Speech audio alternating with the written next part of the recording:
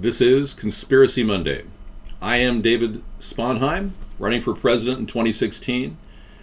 We are processing a tremendous amount of information. We are processing an attempt by Hillary Clinton to run for president, announcing her candidacy while ignoring the most flagrant violation of national law, public disclosure law, by not retaining copies of her emails. She is doing the unthinkable. She is covering up her tracks during the time she was Secretary of State and she was involved in the Benghazi situation. She doesn't want to be questioned. She doesn't even think there's a problem. Yet our great leader, Chris Stevens, who was the ambassador to Libya at the time, was shot and killed, and actually he wasn't shot, he was killed by a diesel contamination. That's right. And there are witnesses on the ground that saw his living body at the hospital in Benghazi. Living. Yet those witnesses have been discredited by the FBI. There was a report that 31 CIA agents were on the ground in Benghazi during that time period. Yet that report went away magically.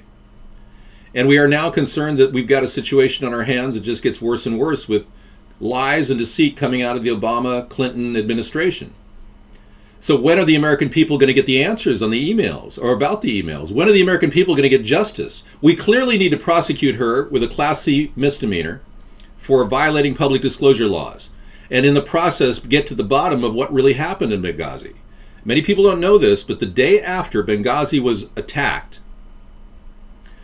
the White House revealed this information that there was some major movie, Innocence of the Muslims, that had led to the rioting. Well, it turns out the White House originated that story, not the CIA, and which is strange, and they need to answer to that too. But what's really bizarre is that the day after, Hillary Clinton pulled a known terrorist group, the MEK, off the terrorist watch list. It's almost like it was payback.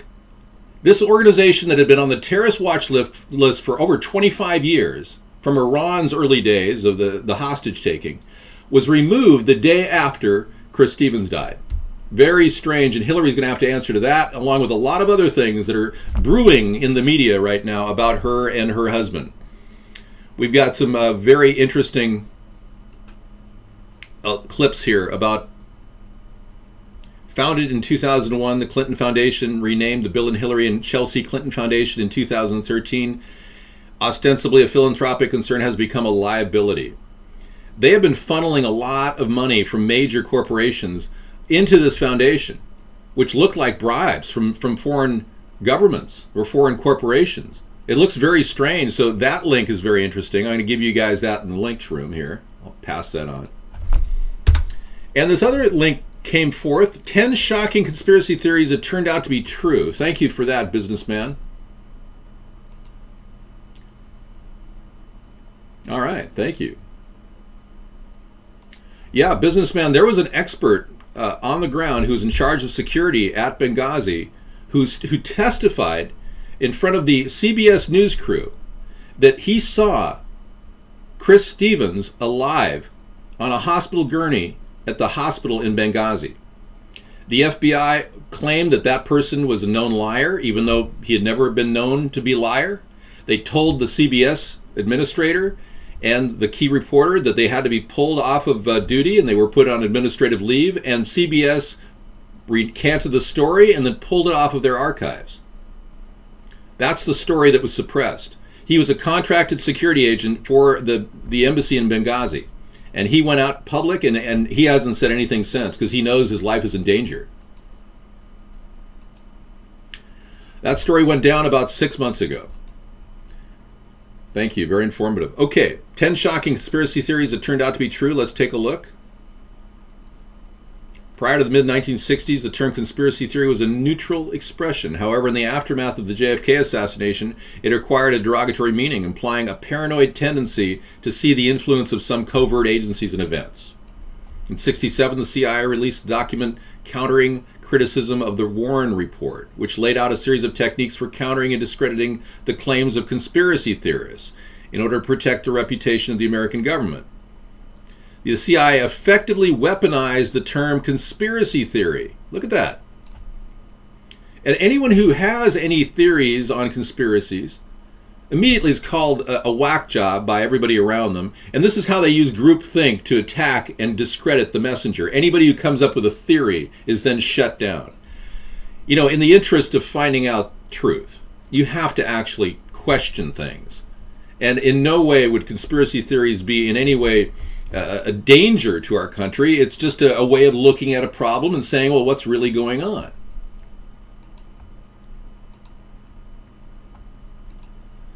Well, Whirlwind says he works for the NSA, and he pulled the story because it was a sanctioned action to take down Gaddafi. Well, Whirlwind, you tell me why 31 CIA agents are constantly given lie detector tests right now, asking them, are they talking to the media? Because there's a weekly lie detector roll to the people that were there at Benghazi. They're not allowed to talk to the media. You tell me why they killed Chris Stevens, okay? Since you're claiming to be an expert and working for the NSA. I don't talk about conspiracies about any other topic by far, no.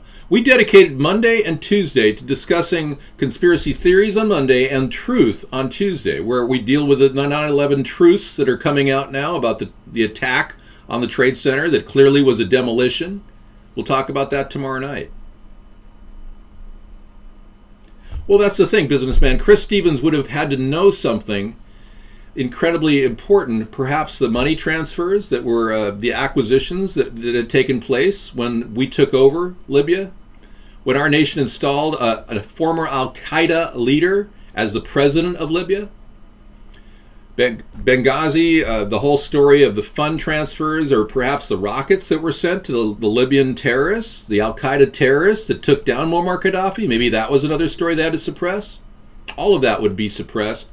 So obviously, if Chris Stevens was going to talk about either the money transfers or the rockets, they had a loose lip situation, and they weren't going to let this guy get out and talk to the press. That's my concern, if indeed it was an inside job. No, I haven't fibbed at all. In fact, our show tonight is theory mixed with facts so that we can determine what's true and not. But this particular story that Businessman gave me talks about all the different things that have now become facts, conspiracy facts. The CIA assassinations, number 10 on the list. Look at that. Remember when it was just a theory that the CIA was committing assassinations? And when you go back to the Monarch Project, where they actually pretended to not attack other world leaders, but in fact their goal, and this is something they worked out with J. Edgar Hoover, their goal was to take out and assassinate world leaders like Fidel Castro. All that came to the forefront, and it is now conspiracy fact. Interesting, huh? After the Watergate scandal unfolded in the early 70s, the U.S. Senate Select Committee on Intelligence investigated the CIA and FBI. They had covered that the CIA had violated its charter to perform in gathering intelligence, among many other things. Assassinations of Allende in Chile, Mossad in Iran, assassinations against Central and South American leaders and revolutionaries were discovered. This is the truth, okay? It's no longer a theory. Number 9, the CIA pays for false testimony. This is a fact. They have warped the news. They've embedded themselves in the news itself.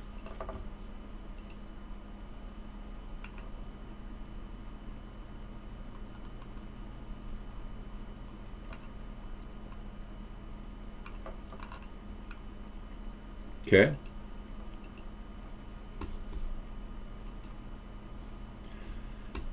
There's another one. A lot of things have gone down. Very good link. I'm going to send that to you guys. I'll just, in case you want to follow up on this. We could go on and on this, but I'd rather talk to chat right now and find out where you're at today on this great day. Let's take a word from Max Headroom, see what he has to say. So, sit back, relax, and enjoy my film. My film. Yes. Okay. We're just having a little chat with Max on the background. Okay. The richest, 10 most shocking. Yes. Thank you. Hillary will join next year of presidential votes. So why you, Dave, are not in American list for vote? No press coverage. The public committee on debating, the committee for public debating, the CPD, will not allow a third party in.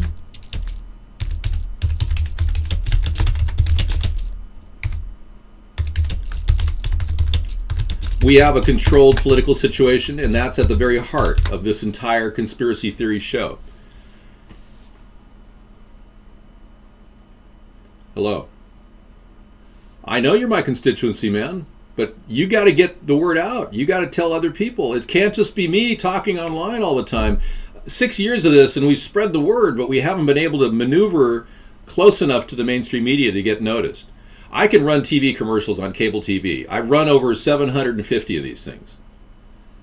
But it needs thousands of these TV commercials to raise the awareness of the American people. I can't do it alone, folks. Lowell's 9,000, long time, man. Correct. I won't even be in the running. I'm a person you can write my name in right now. You can write my name in on your local ballot as a write-in candidate. It won't matter whether you vote for Hillary or Jeb in the upcoming election. It really won't. It's strictly a controlled system. Either one will do the bidding of the New World Order. I will not. I'm not part of that New World Order. I'm David John Sponheim, and you can write David Sponheim on the ballot, and it will help me ultimately, at least add me as a write-in candidate. But this situation is out of control, folks. We've got way more problems with the two-party system than you'll ever imagine. It's going to get weirder and weirder as time goes on. We've got a situation going on in this country, and I'm going to pull that article down for later because I'm going to go from one to the other. But we've got a situation in our country where not only does the CIA pay for false testimony, they've actually embedded themselves in the news itself. They create news. The CIA has been creating news for some time now. They've been using the media to do it. And one of the best people that in our government who's ever revealed this is Senator Frank Church. And he talked about this in a report that pretty much brought it to light about the CIA funding and manipulation of the U.S. news media. I thought that it was a matter of real concern that planted stories intended to serve a national purpose abroad came home and were circulated here and believed here, because this would mean that the CIA could manipulate the news in the United States by channeling it through some foreign country. Now we're looking at that very carefully. Do you have any people being paid by the CIA who are contributing to a major circulation American journal? We do have people who submit pieces to American journals. Do you have any people paid by the CIA who are working for television networks? This, I think, gets into the kind of getting into the details, Mr. Chairman, that I'd like to get into in executive session. At CBS, we had been contacted by the CIA. As a matter of fact, by the time I became the head of the whole News and Public Affairs operation in 1954, ships had been established, and I was told about them and asked if I'd carry on with them. Yes, this is 40 years old, and there's a reason why we're showing it to you, because it's the only time our government has ever done a reveal, and no one cares.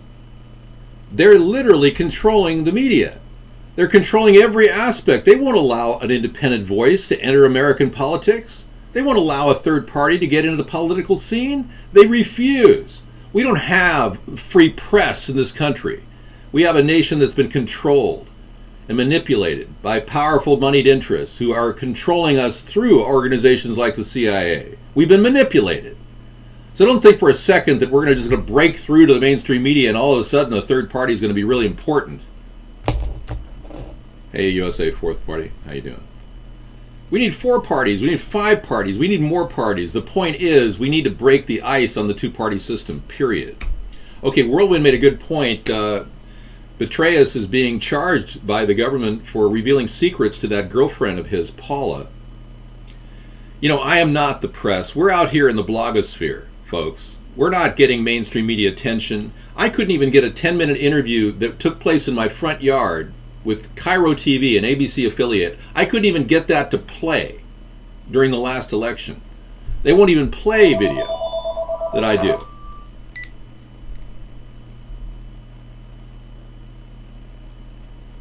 Okay, Willie Pickles. 1. To send a voice, press 2. Okay, we got Willie Pickles on the phone. Go ahead, Willie. All right, Willie Pickles in the house. One question for you, Dave. Yes. What did you know and when did you know it? I have all my emails. I haven't thrown any away.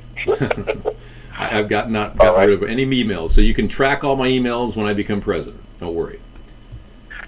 Do I need a court order, or we just willingly turn it over? I'll willingly turn it over. I've got nothing to hide. The problem is we've got political officials that are hiding things all over the place. And when Frank Church revealed this, it was like he didn't even get any headway.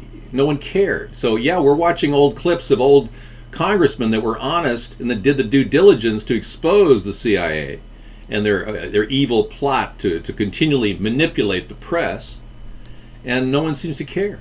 So we're really working against apathy, Willie. We're trying to fight the apathy, and I'm urging everybody to keep talking about all the problems in the country. Don't let the ball drop. Keep it moving. Because the only way we're going to get the real light of day brought to people like Hillary Clinton, who's hiding things, is to keep the discussion of the emails going.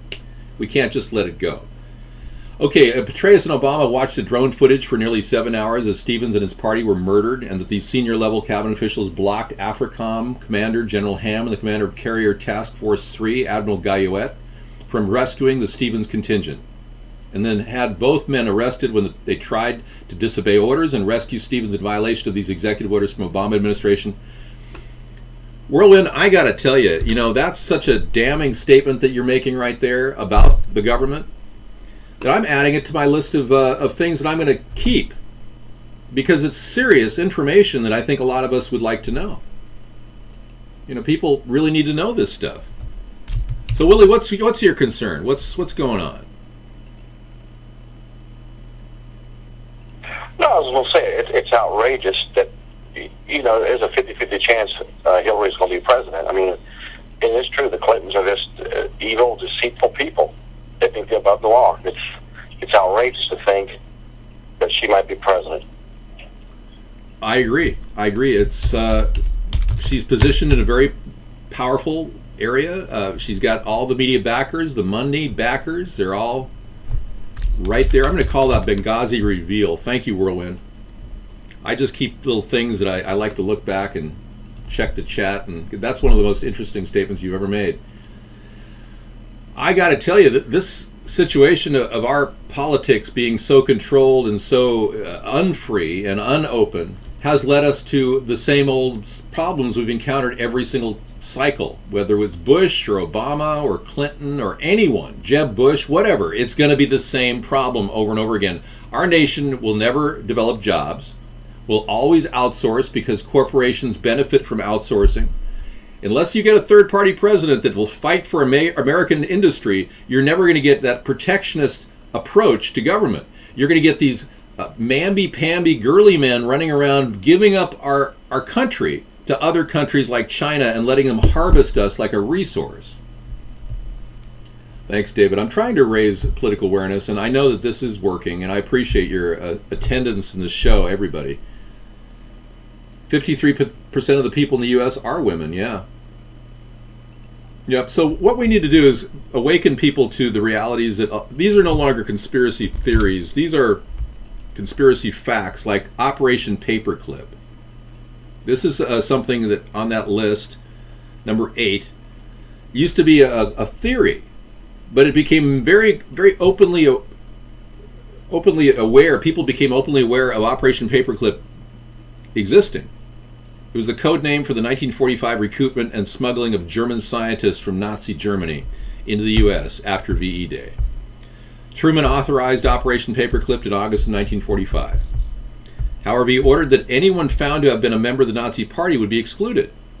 A group of gifted scientists from the Nazi rocket industry, medicine, and chemical weapons division were cleared to work in the U.S. after having their background bleached by the military. False employment histories were provided and their previous Nazi affiliations were expunged from the records. American Special Forces believed that their knowledge and experience could potentially serve the interests of the United States. So they allowed Nazis to come into our country and virtually settle into departments like the Department of Defense.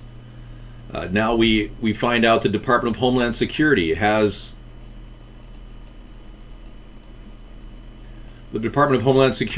also consulted with people like German Stasi's leader Marcus Wolf. Our government in 2003 actually did consultation with Marcus Wolf, the head of the East German Stasi. I mean, all these connections to Germany is really, really, really suspicious. So let me just put it to you simply this way.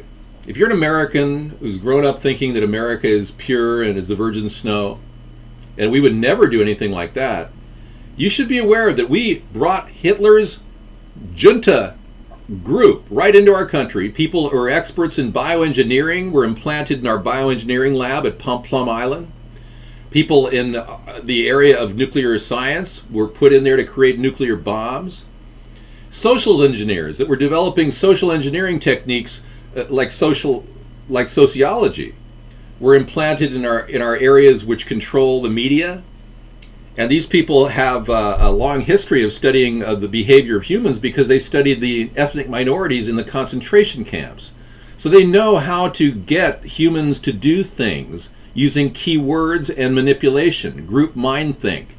They understand through this behavior modification how to control an entire population. So if you're just an average American thinking everything's wonderful, you are being duped by people that were trained in Nazi Germany and their descendants, and they teach people these techniques in our schools and our colleges so that they can control the population. Not that the population needs controlling, they just want to manipulate the end result. And the end result, folks, is depopulation of the earth. The end result is a mass extinction of the human species. Just as Hitler engaged in ethnic cleansing in the 1930s and 40s, these people have an agenda that they want to get rid of 90% of the population on Earth. Think about it. And guess what? They've got the means and the motive to do it. You, the American people, you neither have the means nor the motive to stop these people from destroying you. This is where we have to change. This is where our nation needs to get power, some collective will, some sort of a challenge to this two-party control, a tyranny of two-party control that has dominated American politics for the past 60, 70 years. It's not fear-mongering, man. This is reality check time. We're in mission critical time. I wouldn't be wasting my time doing a show every single night if I didn't think we have very little chances left of stopping this totalitarian takeover of our nation. We're right on the edge of being able to do this show. In a couple of years, there won't be an open internet. There won't be a site I'll be able to go on where I can get free access. Believe me, they're already buying up the internet. What do you think the control of the internet is all about? Recently, the FCC, a group of 5 people that were appointed, not selected by people, not elected, but they were appointed by our government, were essentially told by Barack Obama, with funding from George Soros, to turn the internet into a utility so that companies that are currently under the control of the NSA, like Google, could buy up all of the internet service providers in the country or outcompete them. So in the next 10 years, you're going to see Google move into your area with an internet service provider service. It's coming. It's not going to, believe me, this will happen. Comcast will get taken out. Clearwire will get taken out. All the other independent service providers will be taken out. Pretty soon we'll all be sending our bill to Google. And they'll be completely controlling the internet, and it will be an intranet. and no one will be able to get in. I won't be able to broadcast because I won't have any funding to broadcast. Watch. Mark my words, it'll come down if we don't stop it now. Okay. Well, I'm working on getting to the next one. Number 7 is the Gulf of Tonkin. Now, this story was a conspiracy theory for a long time. The Gulf of Tonkin never happened. Until Robert McNamara, the Secretary of Defense under LBJ, said that the Gulf of Tonkin never happened, really. They made it all up. The reason our country went to war with Vietnam was not a real reason. Our troops, our naval vessels were never attacked by North Vietnam in the Gulf of Tonkin, like LBJ said they were. The PT boats were never attacked.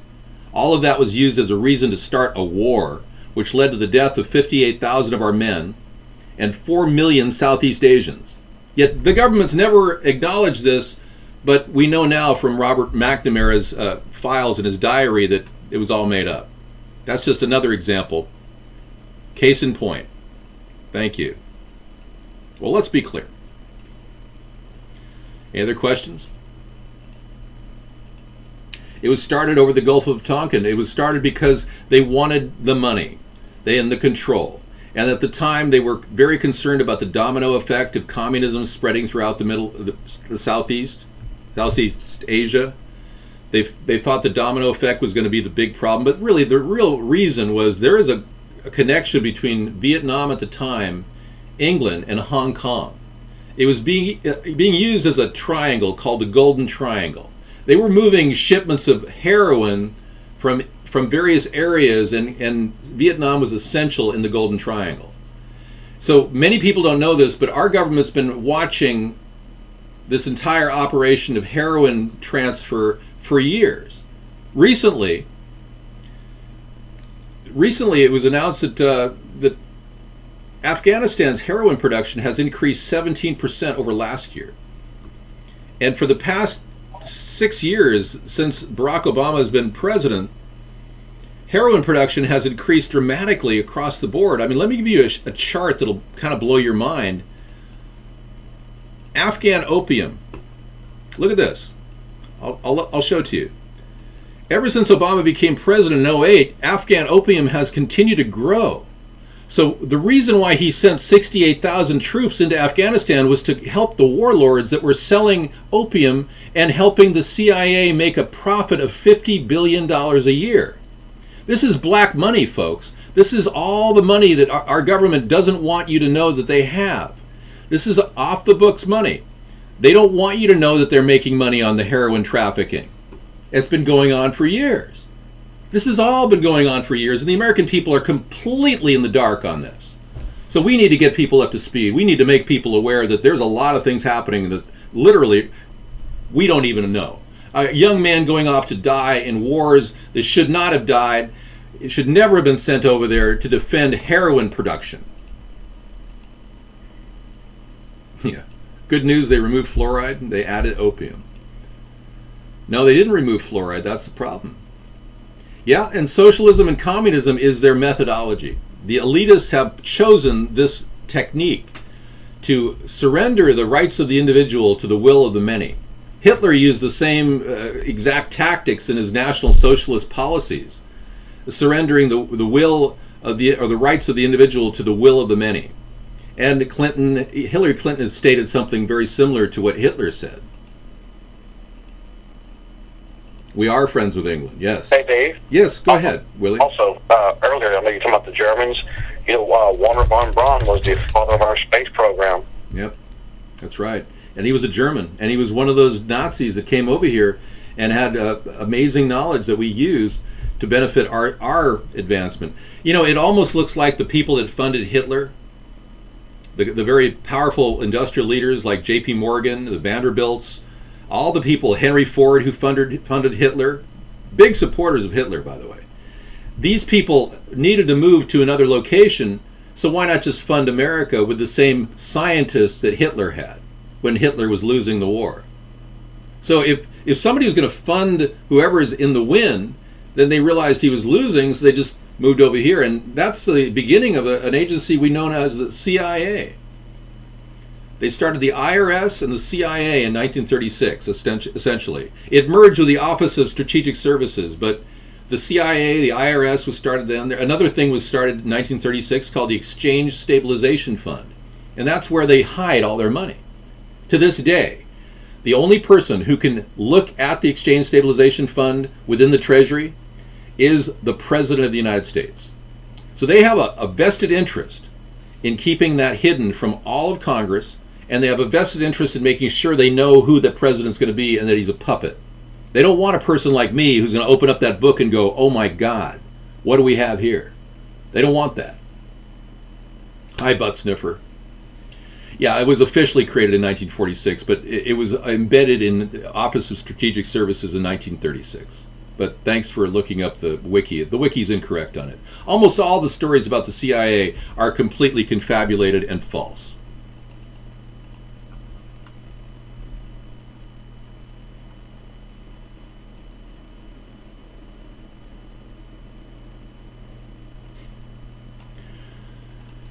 Let's take a look at a guy who has passed away. General Worley and his wife were the only ones that would have known what happened that fateful day that we were attacked on September 11th, 2001. He was the general that was on the phone with Dick Cheney. He was the general. God, Adrian, I'm going to ban you. He was the general that was on the phone with Dick Cheney for 35 minutes, and Dick Cheney refused to scramble the jets to defend our nation.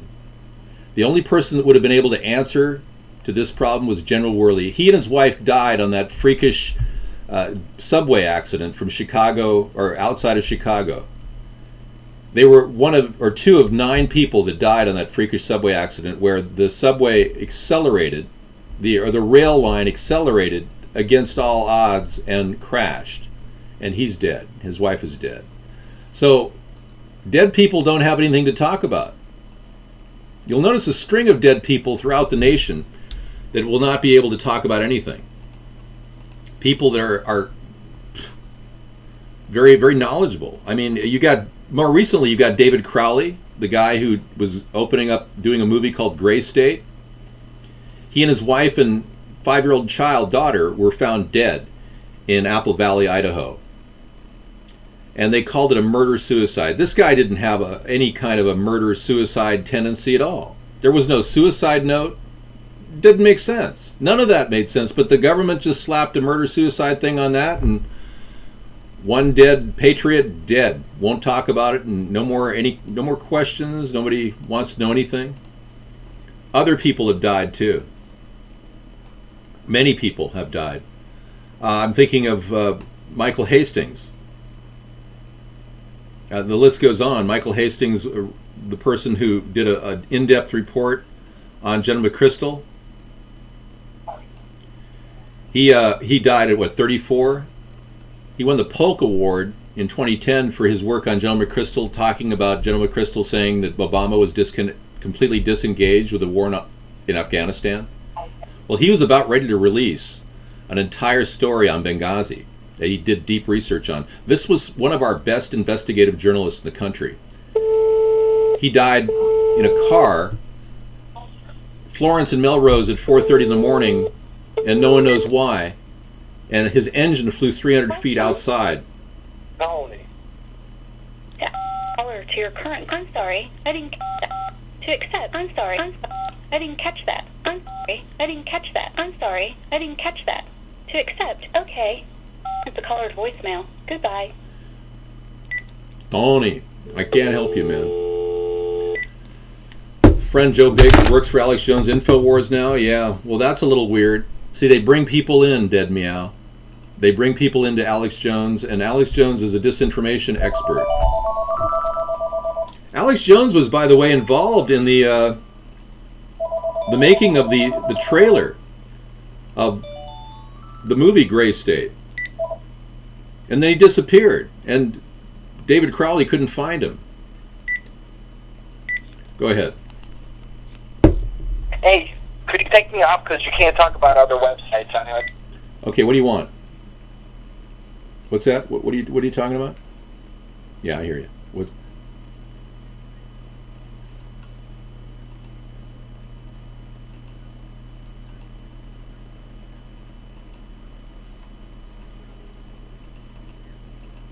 Okay. Well, great. Yeah.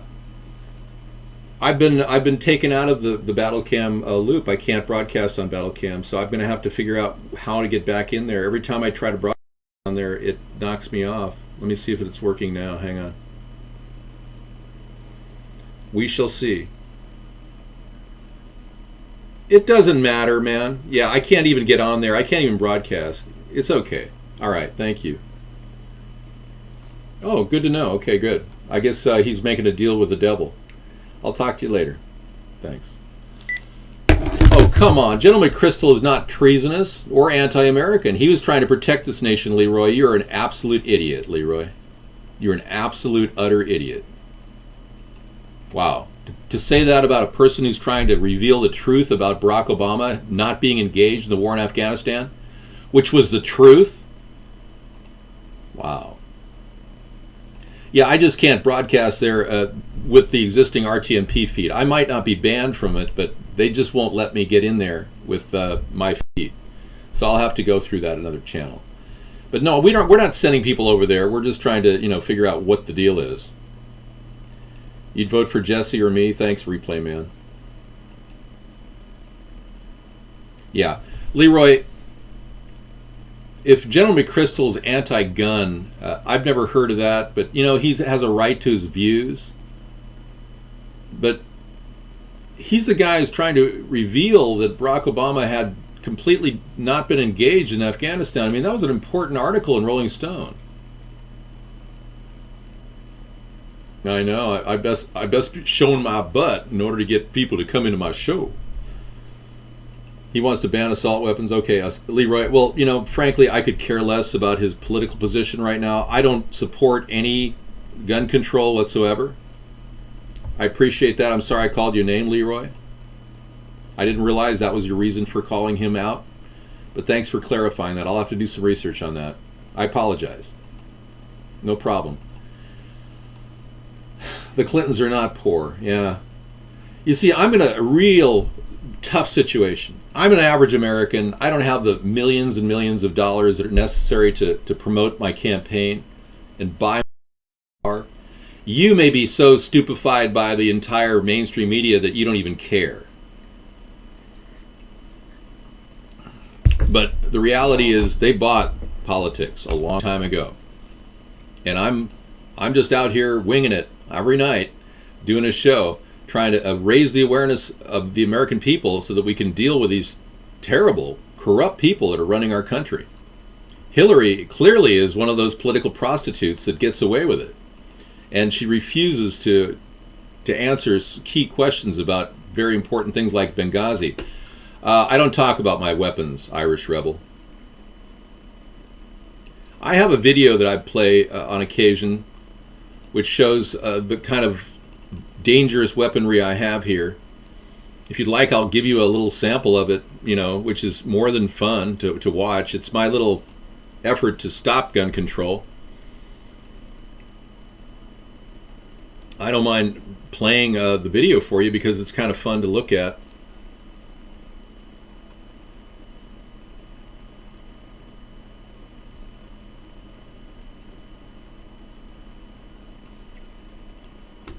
Here it is.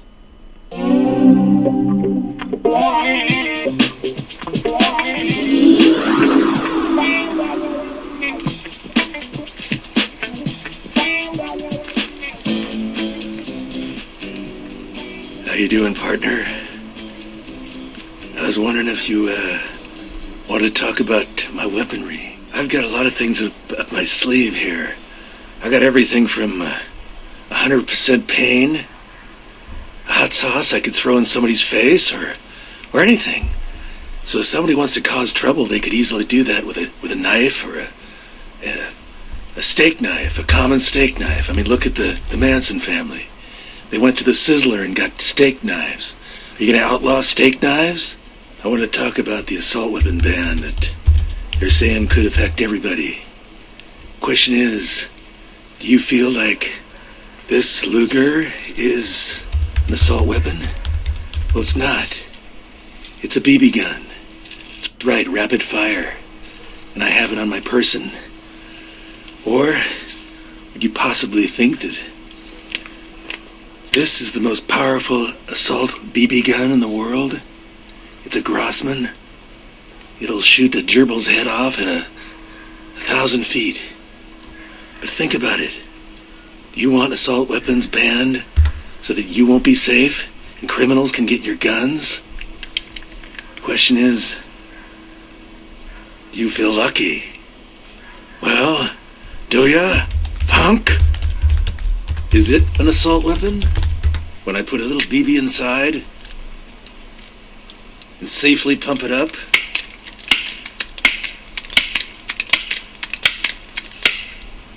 And then I take a shot at a gerbil. Whoops, bounce back. Well, is that unsafe? Are you to call that an assault weapon? Well, the question is, criminals can get BB guns, they can get a lot worse. They can even get handguns and assault weapons. So why would you want to ban them? Good question. Yeah, why ban assault weapons, really, if criminals can get them? No, Sarah has never made an appearance in any of my personal videos. We've done a few videos together for America's Third Party, but she doesn't get involved. I have a different website that I have. I sent you a link to that one, by the way, if you want to check it out. Yeah, so I basically have a very capable defense process using BB guns, but they're completely legal. I don't need to show hot tub videos right now, man. I mean, why don't you just go to my website and see it all? That's on America's Third Party's YouTube site. I've got over 230 videos that are ready to go for you guys to look at. We're not trying to challenge your cherished beliefs. We just want you to believe that if you really are a true American, you need to know that our country's politics has been bought off. I'm not stretching my words here. This is a fact. We have another thing we need to go to now. After the 7th, we have 10 shocking conspiracies that came true. The next one is pretty predictable. The Watergate scandal was originally thought to be a conspiracy. Turned out to be true. Widely considered a part of American history. At one point in time, the idea that Republican officials would spy on Democratic National Headquarters was just another crazy conspiracy theory. Yeah, and it became true. So the more we find out, the more we realize that this whole idea of hating conspiracy theorists is just groupthink designed to shut down questions. Yes, I'm using XSplit. I mean, they want everyone to believe that this is what's going on here.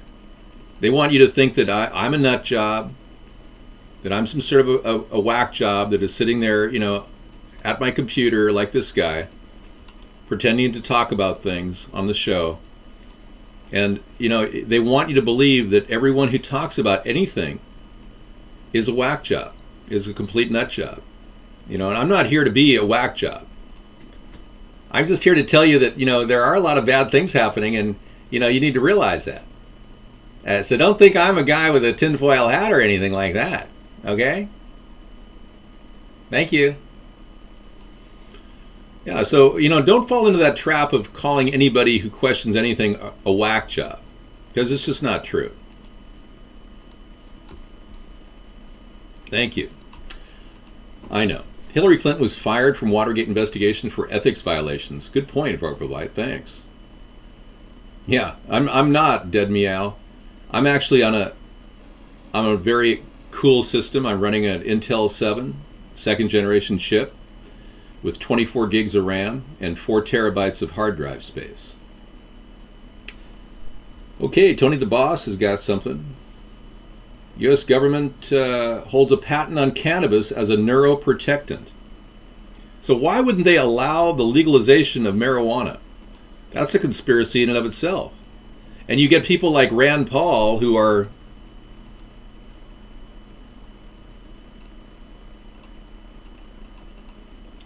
People like Rand Paul who are promoting medical marijuana in Kentucky, but he doesn't want recreational marijuana in Kentucky because he wants to make money. He wants all his cronies to make money on marijuana. You only have 8 gigs now? Wow. In the 80s, I was an Amiga 2000 guy. I bought an Amiga 2000 with a toaster, a video toaster, and I started a video production company. And that's how I started in advertising. Yeah. Right around the time it came out, in 1988, I bought one. And it was fun. It was only useful for about, I'd say, 5 years before nonlinear editing systems came on board. But it got me a few jobs, you know. I used to make wedding videos with the Amiga 2000. I made low-budget commercials. It was okay. It helped me along. Okay, the dailychronic.net. Congressman warns DOJ stop federal medical marijuana prosecutions. Okay. Well, that'll be good. But the real issue is, why won't they legalize it completely? If the U.S. government says they hold a patent on cannabis as a neuroprotectant, why wouldn't they legalize it completely? In fact, that alone implies that it shouldn't be on a list of controlled substances, Schedule 1 or Schedule 2. Yet they refuse to pull it off the list. Obama has admitted to smoking marijuana most of his adult life, and he hasn't pulled it off. So there are all these people in government that refuse to legalize marijuana on a recreational level only because they want to make money on it. It's all about the money. It's all about the money. And everybody in Congress, it's all about the money, folks. They're there not to get you benefits. They're there to get reelected. And most of them who become congressmen and women immediately start their reelection fund. Immediately. That's their main priority. They don't care about you or their constituents. They just care about their reelection fund. I wouldn't doubt all Congress should be drug tested, yeah. Read this one. It's CRA. Really? Okay. So now you're saying, can you tax a prescription, medical marijuana?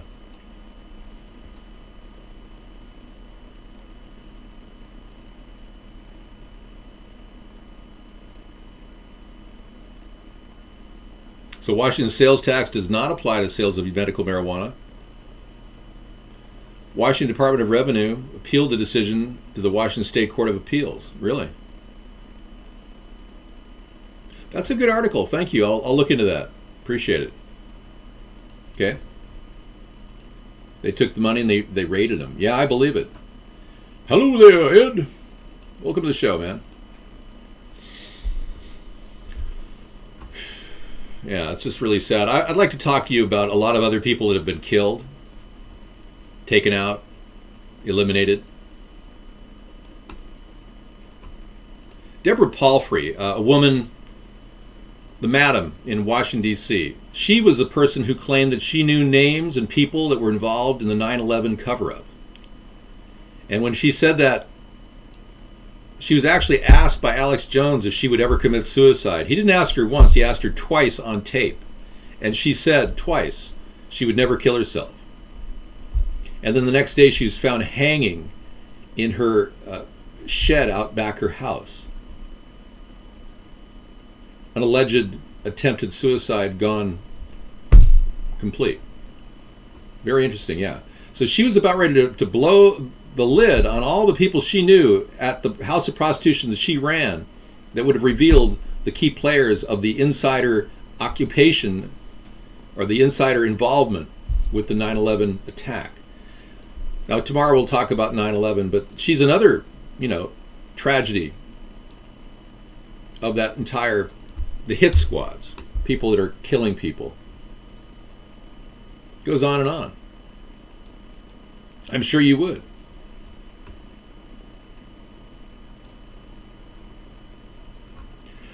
There's a lot of theories out there that are now beginning to sound realistic about people being replaced. I'm about to show you pictures of people that have been replaced. This is a picture of Renee Zellweger. Renee Zellweger, right next to me, she's this lady right here. She's been replaced by this lady right here. There's no way this is Renee Zellweger. Yet we're supposed to believe that it's Renee Zellweger. It's not the same woman. There's no way she could have lowered her nose and somehow lowered her lips. I mean, there's no plastic surgery doesn't do it. No, this is not plastic surgery, folks. The only thing that matches up are her eyes and her forehead. Her eyebrows don't match up. Her eyes don't match up. Her nose doesn't match up. And Renee Zellweger is 5'3", and this woman's 5'7". So you tell me how Renee Zellweger gained 4 inches. Could you explain that to me?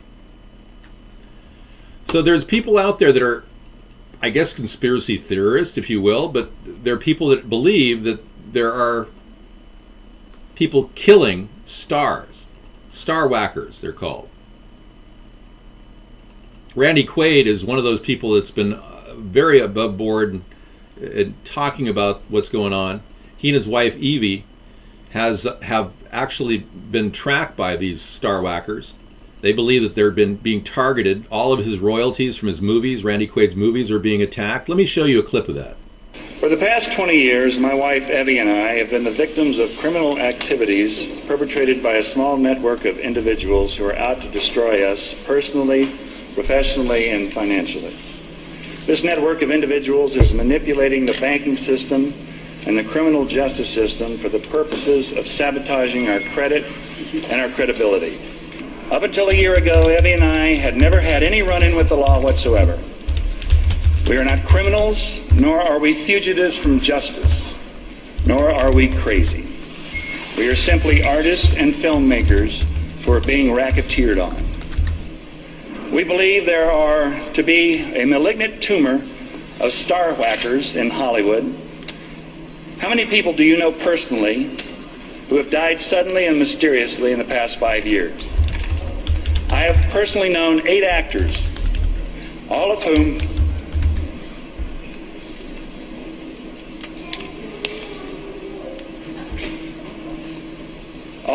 I have worked with and was close to. Heath Ledger, Chris Penn, David Carradine among them.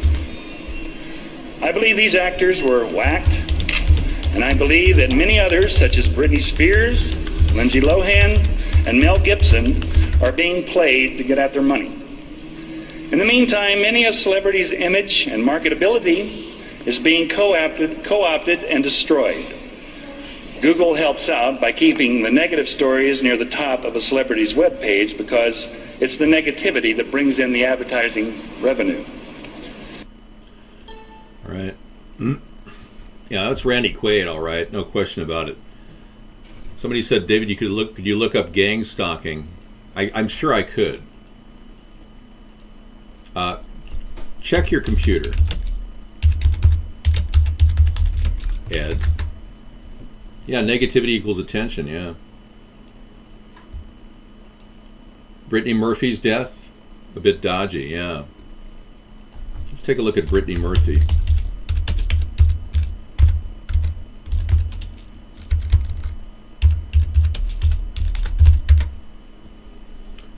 The targeted individuals, yeah.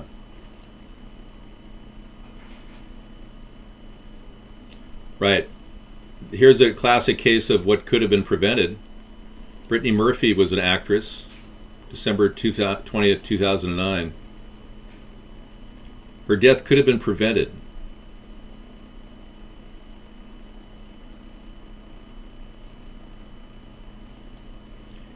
It's been a few years since the... Here's everything we know about Brittany Murphy's death. The clueless star, beauty, tragically died way too soon at the age of 32 since she was pronounced dead of natural causes in December of 2009. A lot has come to light about her mysterious, heartbreaking death.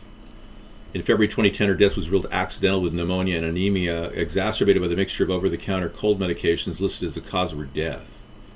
But when her husband, Simon Monjack, was found dead at the same cause 5 months after she passed, some suspicions were raised. Whoa.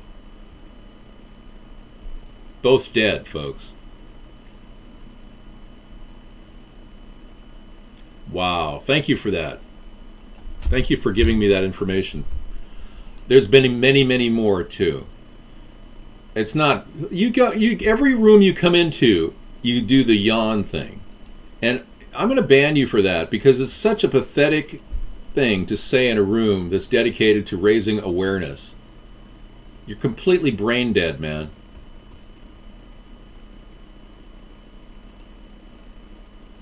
Okay, so let's go on with more people that have been mysteriously killed. It's interesting stuff because, you know, the numbers are really getting up there.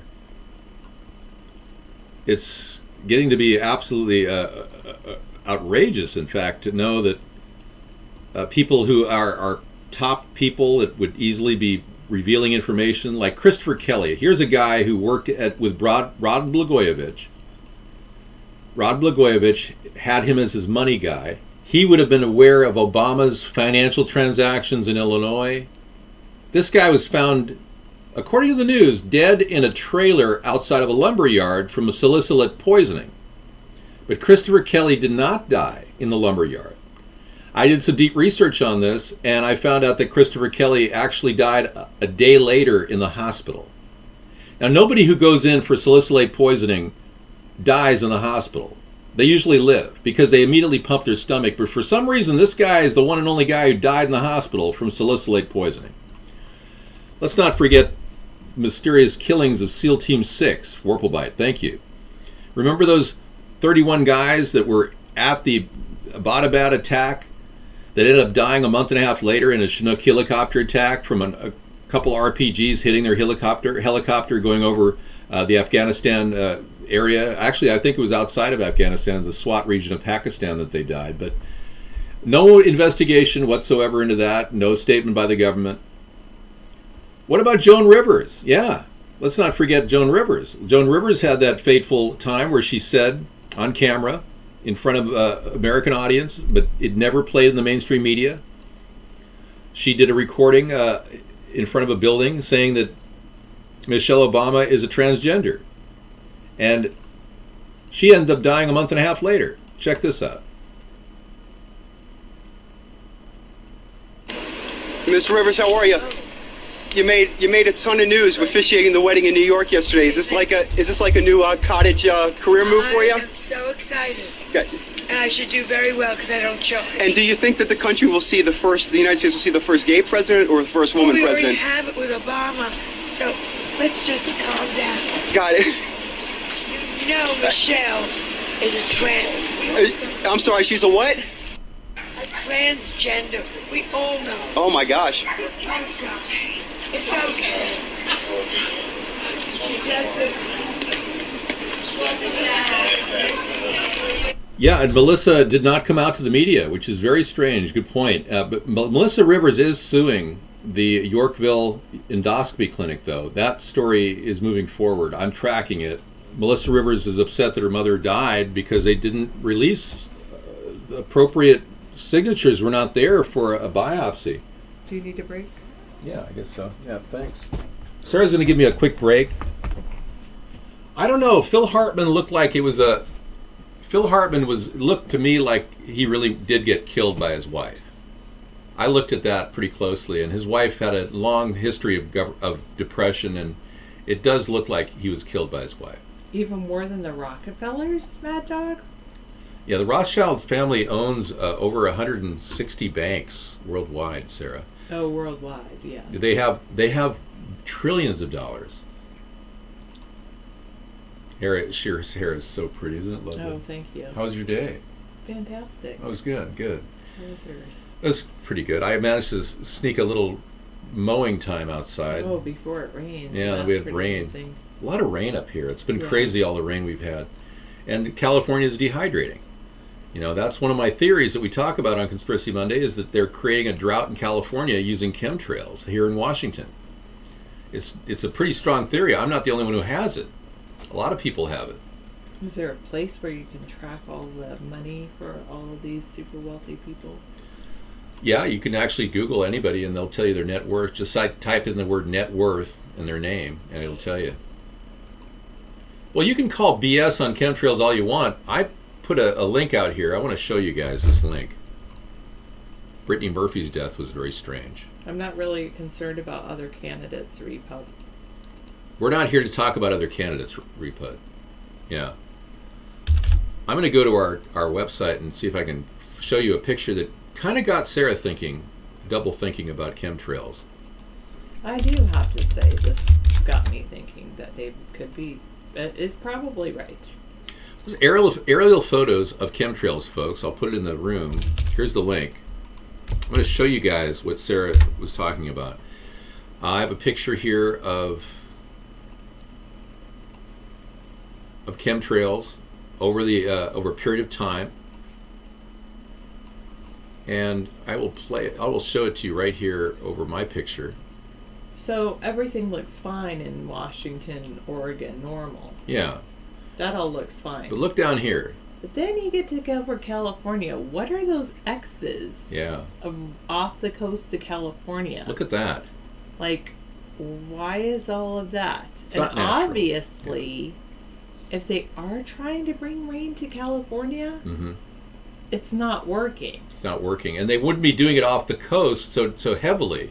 And so perhaps there's this jet stream that they're leading north into Oregon and Washington. And they're trying to get that precipitation to go north and to dehydrate the entire California coastline. So this is a real classic example of what a chemtrail pattern looks like.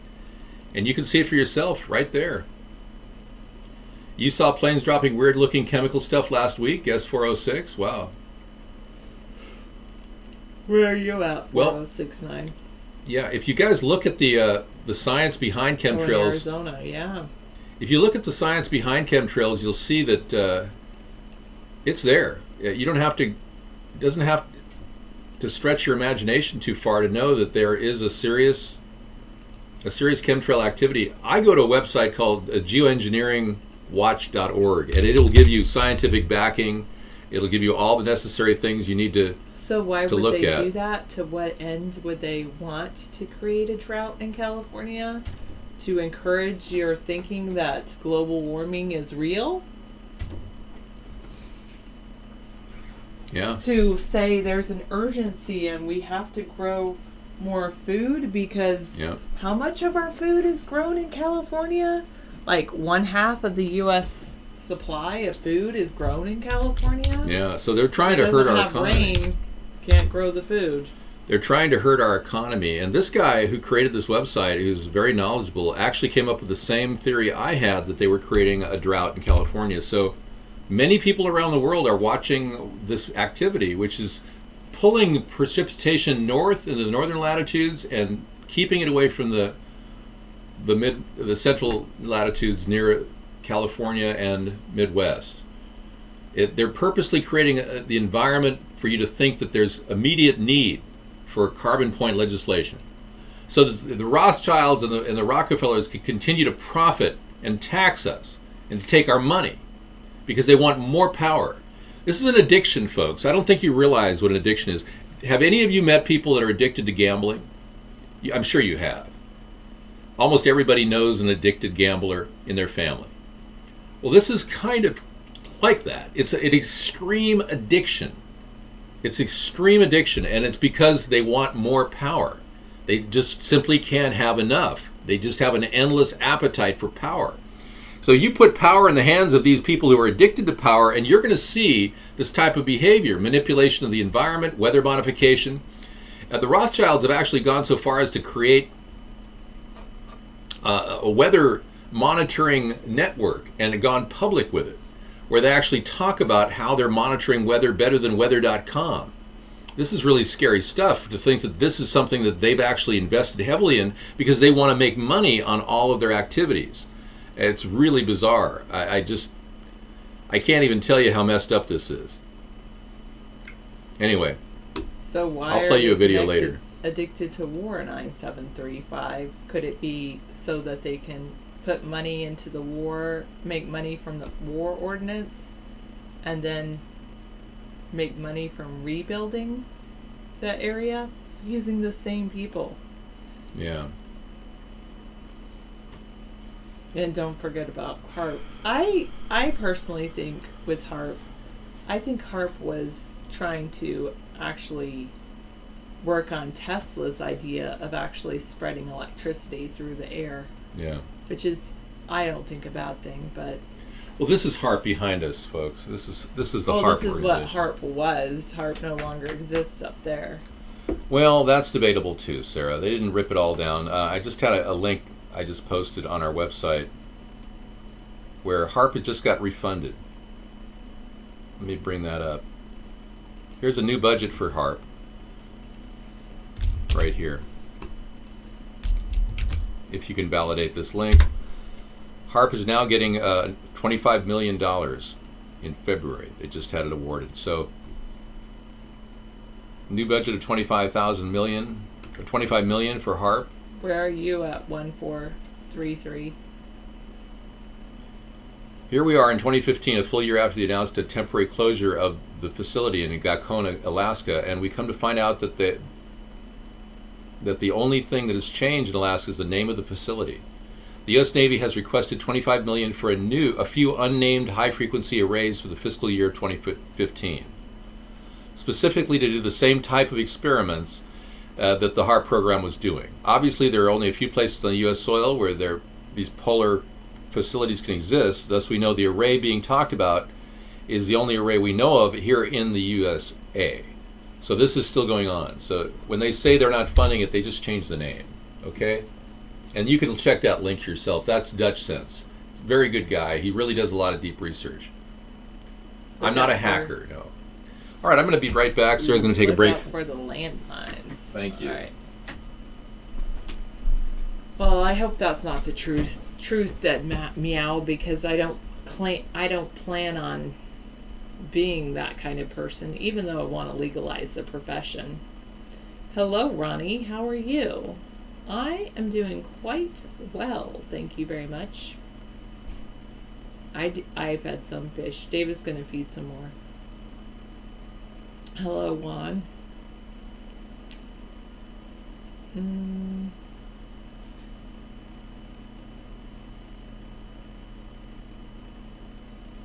Yes, I believe in having an alternative to the military-industrial complex, and that is to focus on housing, food, healthcare, education, and transportation. I would answer you how to show a background like that. What software are we using? We're using a software called XSplit. I'll put it is, some people also say that OBS can do the same thing, but I haven't had an experience myself with OBS. XSplit.com is what I use, and XSplit it does have a fee associated with it. So there's a free version, and then there's a higher cost version too. And then there's OBS, which is Open Broadcasting Software,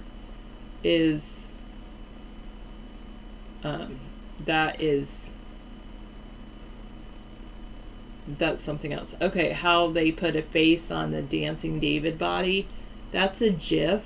So somebody created an animation. It was one of our supporters created that animation. I think they probably use like Adobe Photoshop or something like that. Yes, Alpha Geek is correct. OBS is free. And Dead Meow, you used OBS and it wasn't. It was bad. XSplit is free to a point. There's certain things you can do. It has some limitations. OBS won't work with an integrated graphics card. So you have to buy a totally different graphics card in order to use OBS. Wow. I think it's helpful, though, for politicians to be policy experts. Maybe they don't have to be, but I think it's very helpful. Hi, Kaz.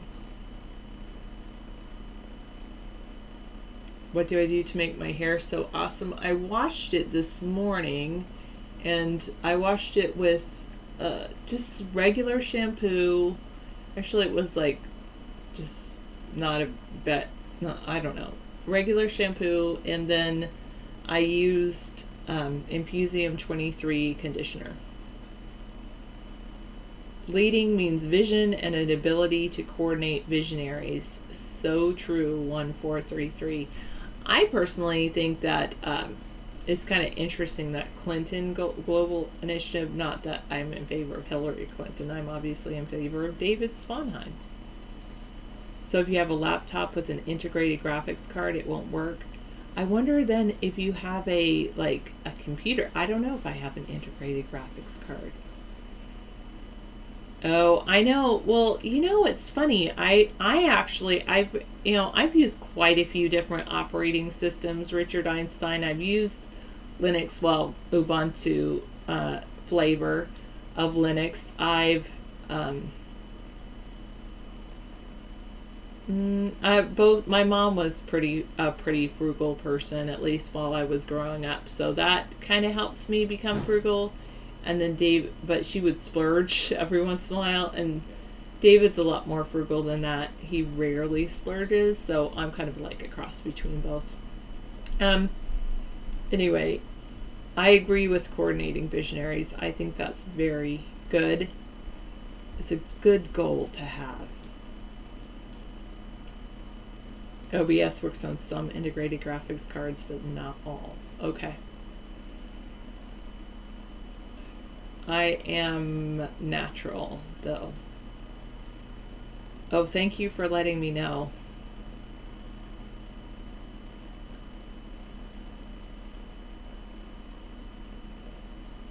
Do you wish David... I have kind of a promise ring from David.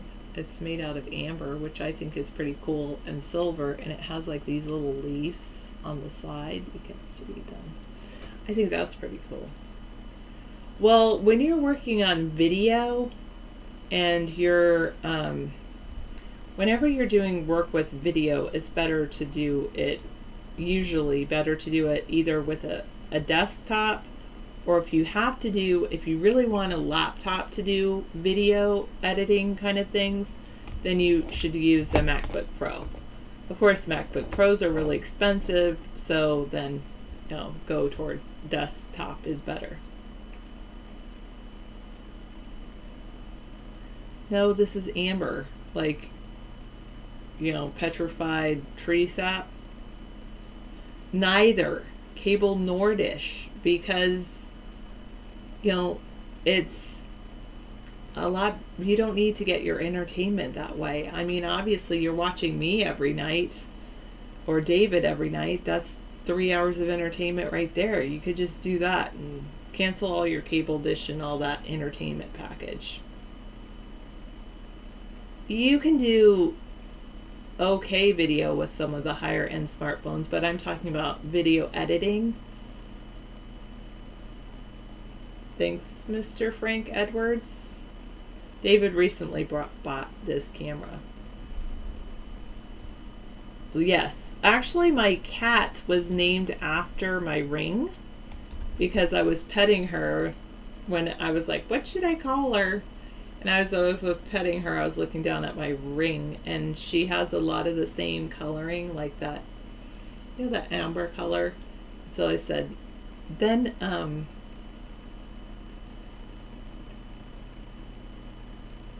and so then I called her Amber.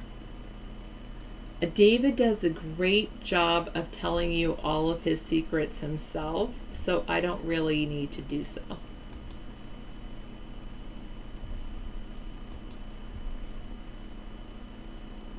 I don't want a promise ring. I'm not into jewelry.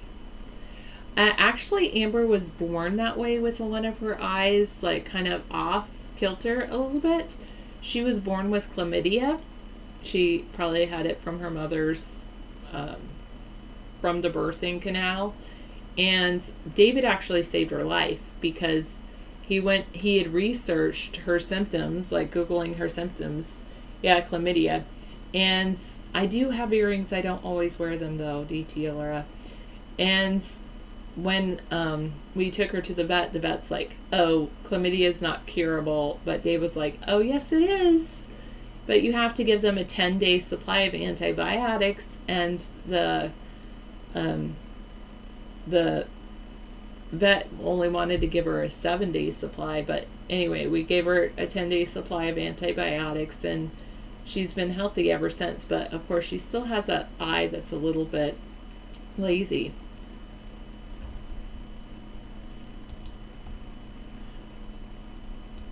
Yeah, she's very cool. I do have some earrings, but I don't always wear them, and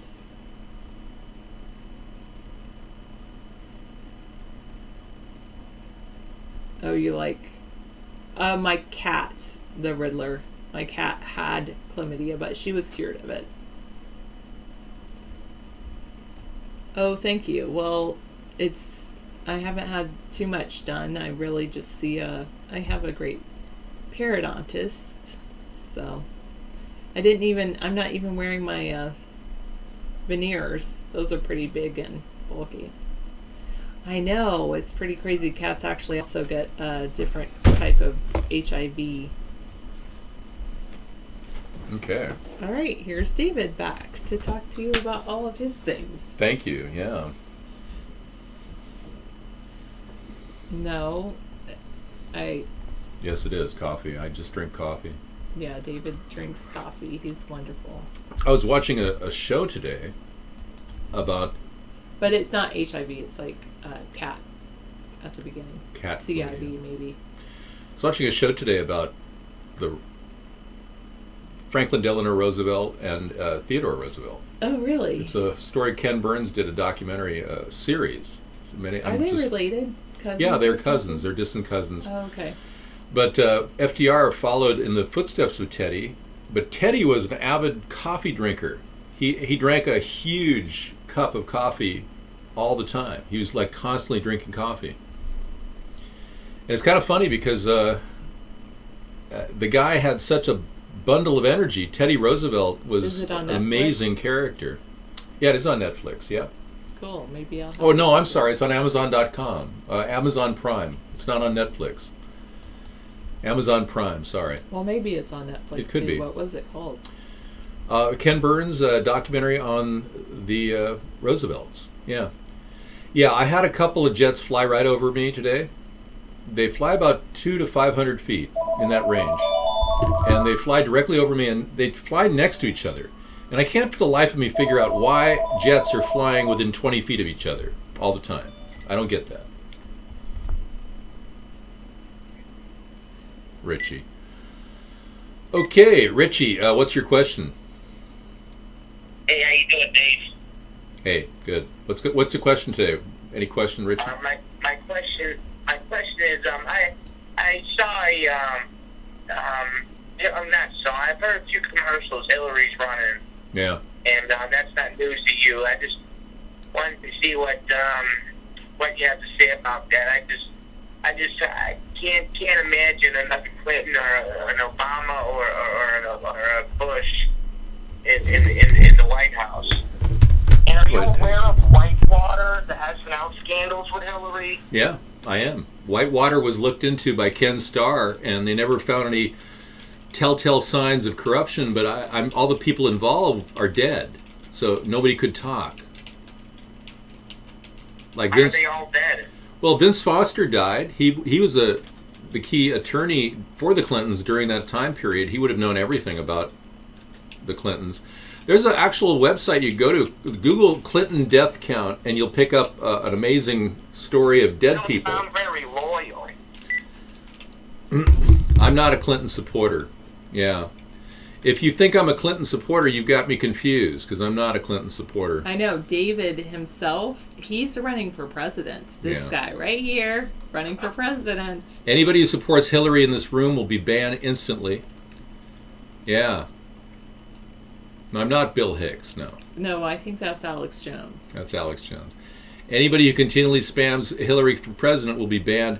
You people are the problem. You voted for Barack Obama, and we are now dealing with the outcome of a bad president. So don't think for a second this is something you can just blow off and not have the American people on your butt on a daily basis.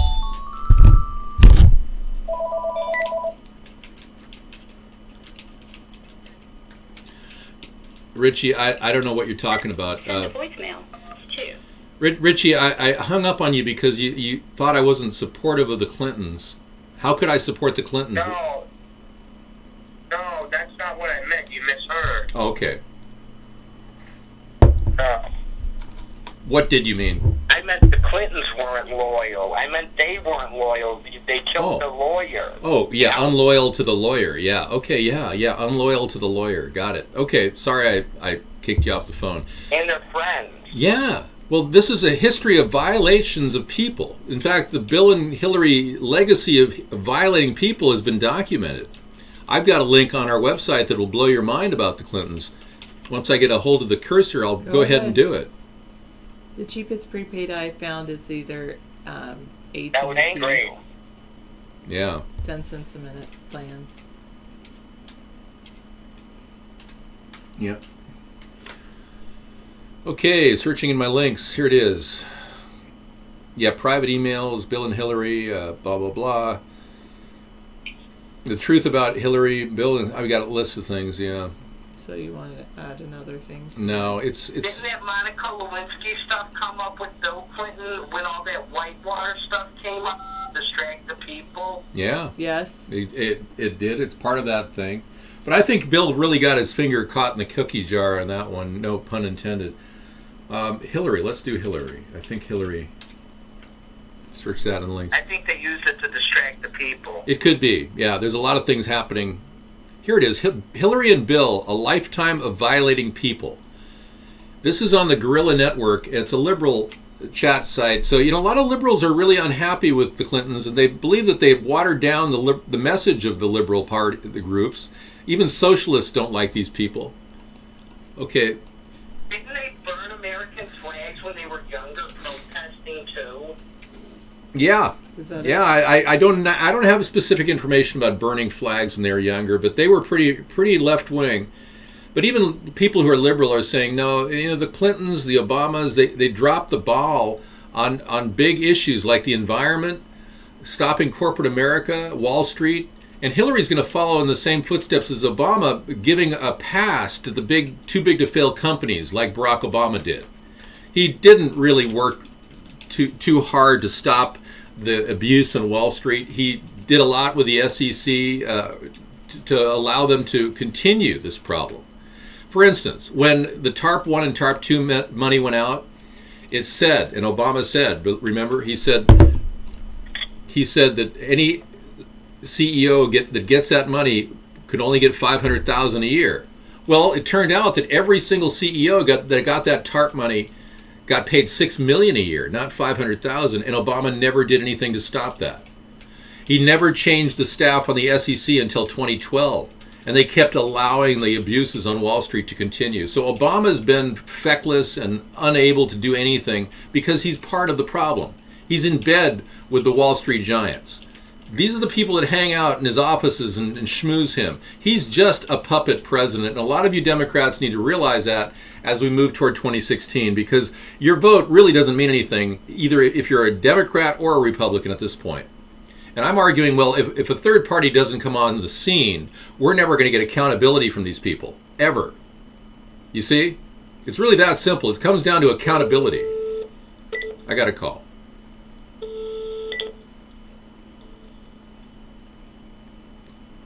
Hello? Hello? Yeah, we're still on with you. Dave, do you know what the CFR is? I was looking up Yeah. the CFR. CFR, yeah. Council on Foreign Relations. Yeah.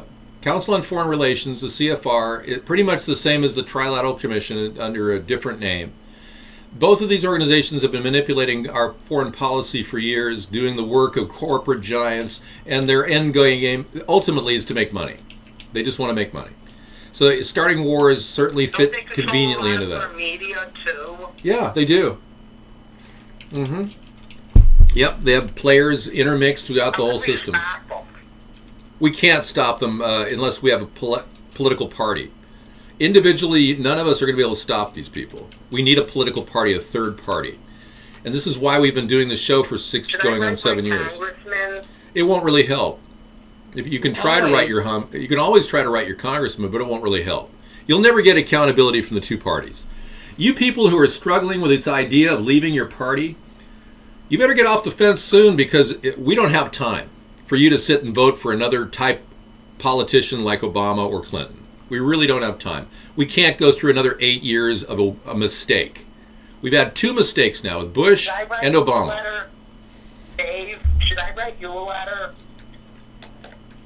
You can write me a letter, yeah, if you want. Yeah, write me an email at americasthirdparty@gmail.com. Why to write David a letter, though, when you can call him? You can call me too, but writing me a letter is going to help. Is this kind of a joke? Is this like troll call? Are you serious? All right. I just don't understand why. All right. Well, I'm going to drop out of the call, but thank you. Change. I know. Thank you, Dave. Thanks for the call. Thanks. Write me a letter. Take care. Bye. Wow. I guess he wants to write a letter really bad. Yeah, write a letter to David and your congressman.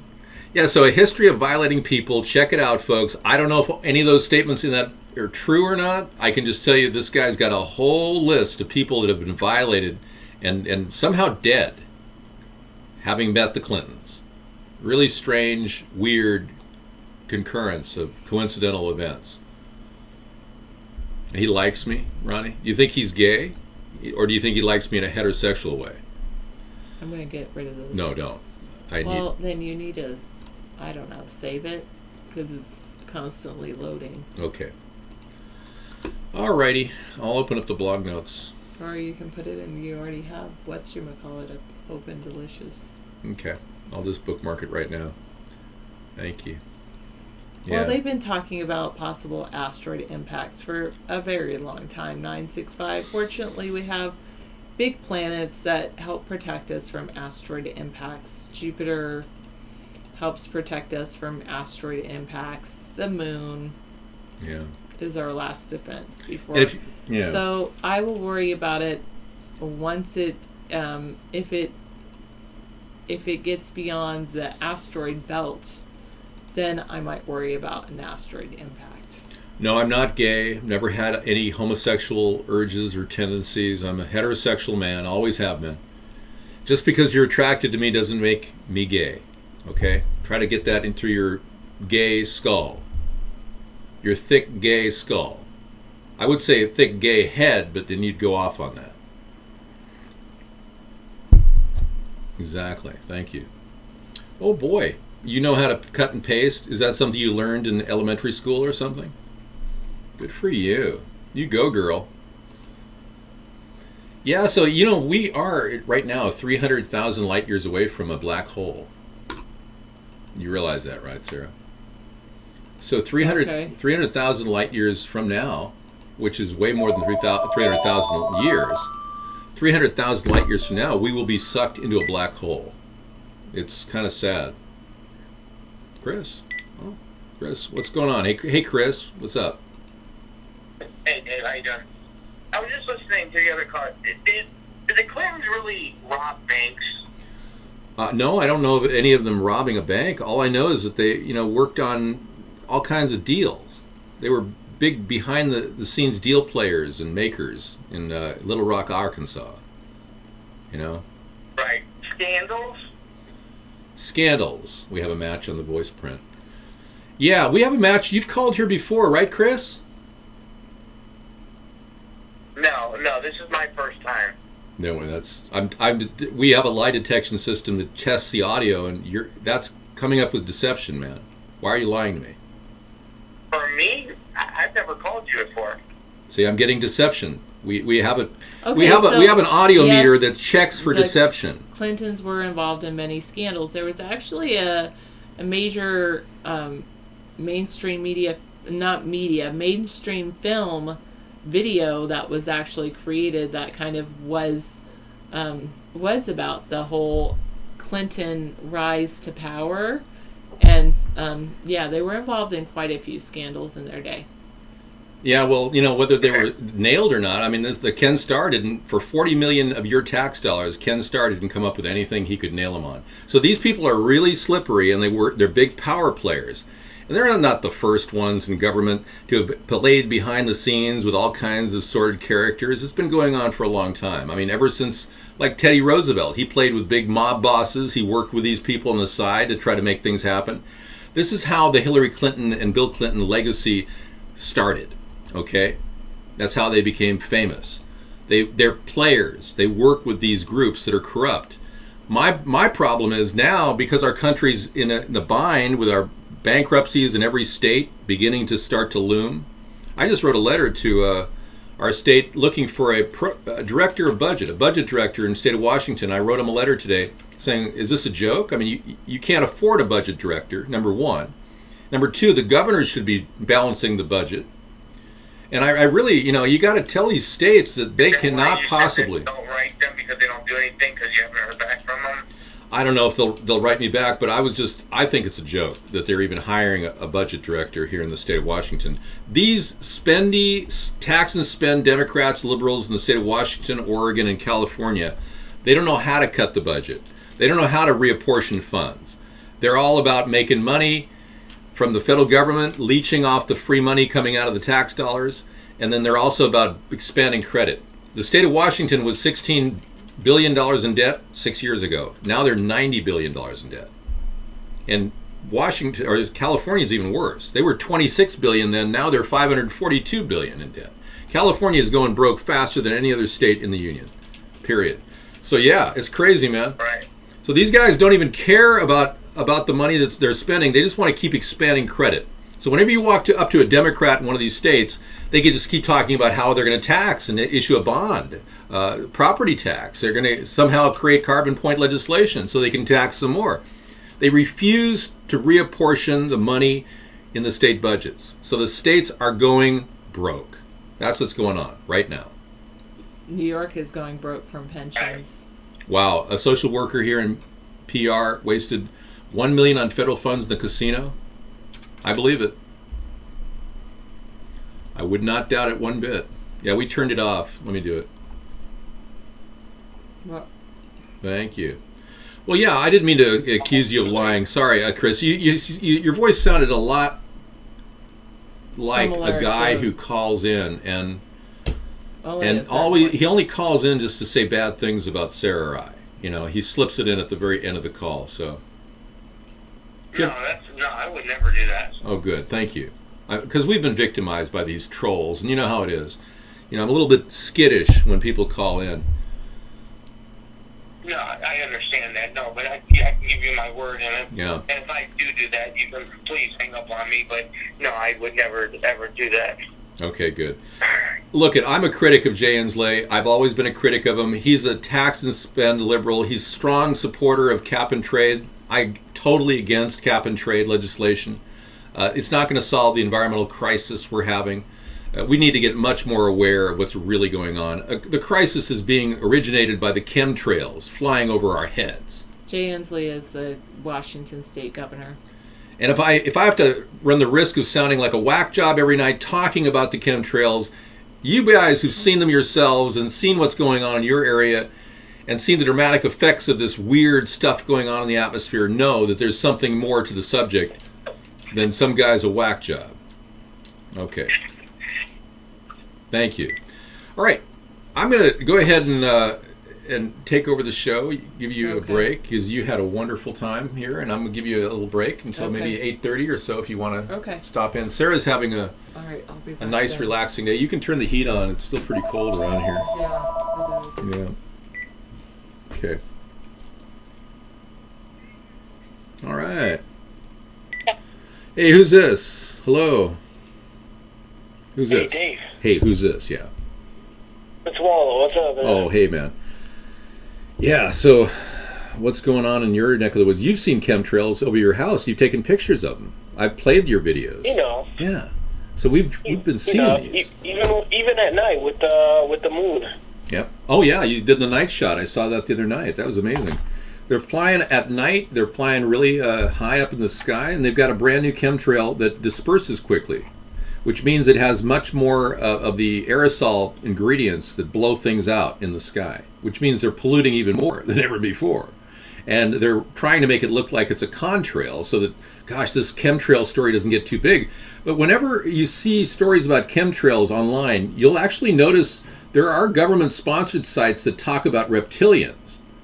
Seriously, they'll actually make it seem like chemtrails are really wacky because they'll put reptilians in with chemtrails. There's no evidence in my mind that reptilians exist, but there's plenty of evidence that chemtrails exist. So the government's smart enough to associate chemtrails and create fake mock stories out there for you to look at, associated with weird, wacky ideas of reptilians taking over the entire government. I'm afraid to actually show my tongue on the show for fear somebody's going to grab my picture and say, oh yeah, here's a reptile. There's another reptilian there for you. Our state's biggest expense. The matter is that if you're seeing sprays and lines in your sky, give it a day or two and you're going to see a drastic change in your weather. Yeah, That's exactly what I've narrowed it down to. Yep, exactly. I've narrowed it down too. A 2-day turnaround, you begin to see changes in your weather patterns 2 days after these chemtrails are in the air. And they're trying to create. That it's either 2 days of when we're warm, they'll spray, and it'll be 2 days of either cold or rain. Mm-hmm. Or when it's cold and they spray, we'll get like 2 days of heat. Wow. 2 days of heat. That's really amazing. Yeah. One person believes that chemtrails are coal ash. Here's a story. Chemtrails are coal ash. Since the mid-1990s, persistent jet trails have appeared in the sky and have increased year after year. Well, I agree, and I think what they've done is they have a project called the Future Gen Project, which has been around for a long time, but we never saw any results from it. It's carbon sequestration. Well, what they were doing is taking all that coal and putting it in canisters and then delivering it in the air. And the elitists justify this as readjustment. I think it's honestly some type of a metal remnants out there that continue to have the energy to pull the weather to really manipulate it. And the radio frequency may be one thing. That may be like the starter, but the additional fragments of the aluminum, which is a conductor, it can do damage. It can do damage, and it's not about like a lot of people say that they're trying to manipulate our soil so we can't grow tomatoes in our backyard. In about 10-15 years that will be the case, but for now it's just basically weather and disasters and creating them. And I mean, we just had a tornado in Chicago 40 miles away from me. I know. And I sent you guys the picture of the flash that I caught using my blast, and it happens. It happens. It's undeniable. It's undeniable. If you really look up in the sky, on any day, and if you see streaks, just expect for the next weather or a raise in the weather. We'll dip it. You'll see a raise in the weather. Yeah. Or something. It's a clear indicator that something's being worked on. Okay, hang on a second. Call from? Yeah, it's me, Chris. You hung up? Okay. I sent the caller voicemail. Yeah, Chris, I hung up on you. Yeah, it happens. Okay, back to you, businessman. Yeah, this is a video I have here of chemical testing that's been done in Operation Popeye, a weather warfare in the Vietnam era where they actually did weather modification. This is Vietnam. This is what they were doing. It just so happens they've been carrying on with this plan for some time. They've been able to manipulate the weather for a long time. They just didn't want us to know about it. And your video card is down on your computer. Yeah, it's your video card. Visor status to in-field combat status, and we're not doing well. As a result of not being able to make progress on the ground, the U.S. went to bringing the battle into the atmosphere above the battlefield. Okay, so yeah, this stuff is real. They've been doing it for some time. They did weather modification all the way back in the 1960s. So good evening, New Leaf. Hello. You are so animated lately. Wow. Well, that's because we have a lot of concern going on. Thank you. A lot of things are happening. Thanks for that clip.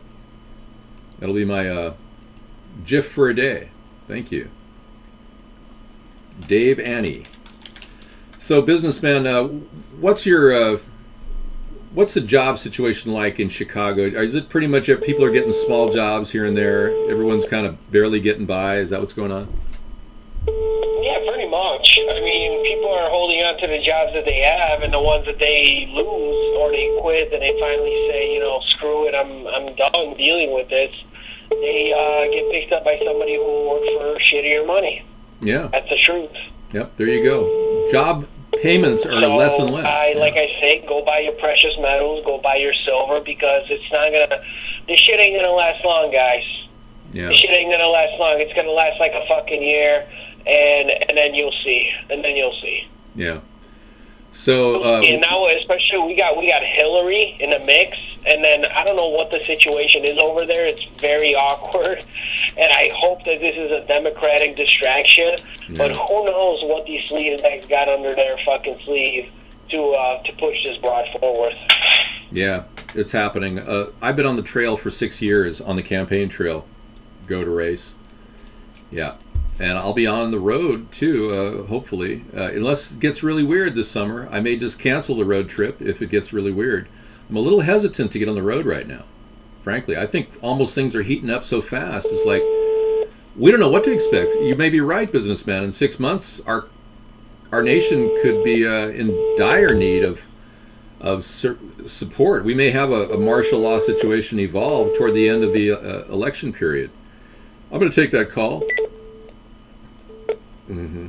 Call from John. Add this call. Okay. I sent the caller's voicemail. Yeah. Okay. Okay, I'll send the call a voicemail too. You say accept Jesus? Well, that's great, Riddler, but riddle me this. We're not a religious channel, okay? Focus on politics.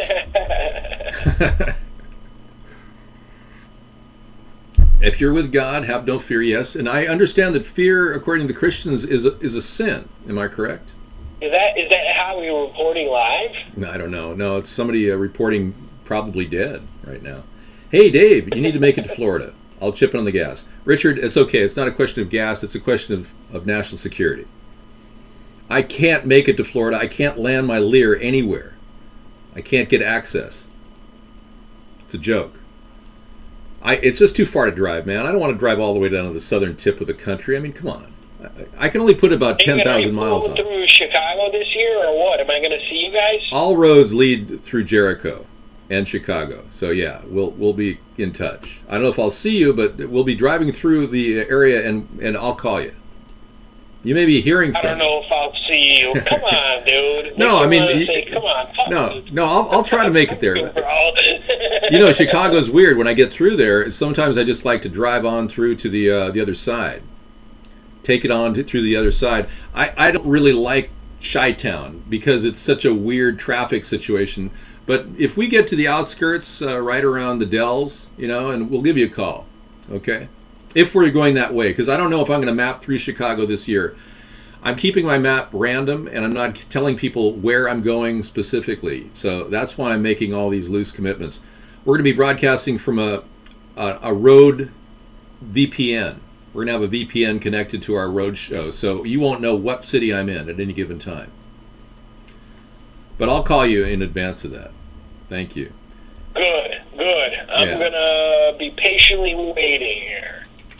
Video is fine on our end. Has anybody had video problems on your end? Anybody having? Oh, you're fine, David. Yeah, everybody. Tell them to refresh. Yeah, no video problems, Ed. It's got to be on your end, Ed. I think it's your. I'm sorry to say, but it's your video card in your computer, Ed. It's overheating. These could be the end days for you and your laptop, and you don't have any cash. You may not be able to broadcast ever again.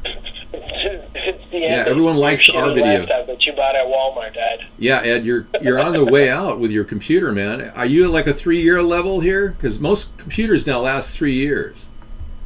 In case you're wondering.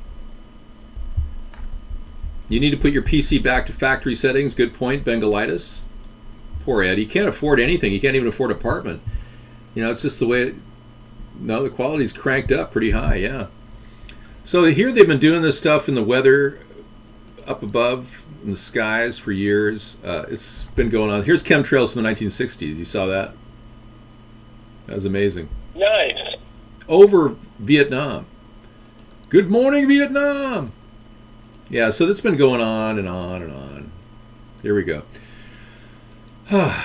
I guess the best thing I can say to all of you is, without me here, we wouldn't have a show. So I've been keeping the show going, even though I'm turning invisible. And I'd like to replace myself with, like Max Headroom, if I could. Hey, David, because it's a lot you're easier. waking up on me. Can I call your landline?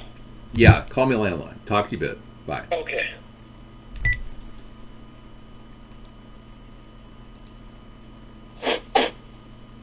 Warum haben die Deutschen so eine hartlige Sprache? das Nünze Ich war in einem deutschen Restaurant. Okay. Okay, I'm back up. Yeah, exactly. So, what's your concern? Oh, you're calling me. Thank you. Hello. Yes. Yes. Okay. Yes. Yes. This is the Max Headroom thing that's going on here. Hey, Dave, it's Johnny from New York. How are you? Hey, Johnny. I believe you're talking to me right now. That's great. Right. Okay. Do you hear about that situation with Neo of the? You remember when his ID popped up in the story Matrix? Remember Neo had this ID that said September 11th, 2001 was his birth date on his ID? You see that? Oh, shit. Yeah, did you know that? This was in the Matrix. Yeah, the Matrix came out in, 1999? And they put September 11th, 2001 on his ID. Yeah, you didn't know that one? Okay. Interesting. Yeah. So foreshadowing is what they do. They know in advance that this is going to go down, and they put this stuff out there in the news because it's like a game to them. It's all a big game. This is what they believe is necessary to. It's like it's a laugh. For instance, we are at war with jihadists around the world. So what did they do? They picked a jihadist, Muslim, illegal alien, homosexual as our president and made him our president. And for a kicker, they had to marry a transgender named Michelle Obama. Isn't that amazing? So this is all a big joke. The Michael and I clip is the best, David. Which clip do you want? Michael and I. Michael and I. Oh, let me play that for you. I'll play that for you in just a second. Hang on. Okay. Here we go. Right on. Appreciate it. Thank you for coming in. Okay. Here we go. Michael and I. Ja. Und der Oberbockner mir einer Okay. Let me get it for you.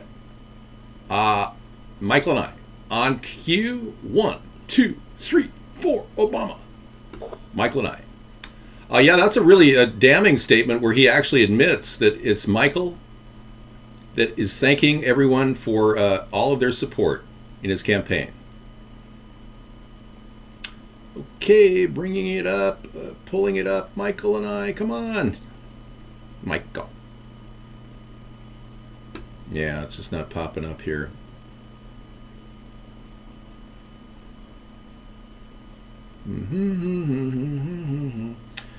Okay, at least I have Michelle Obama saying their home country of Kenya.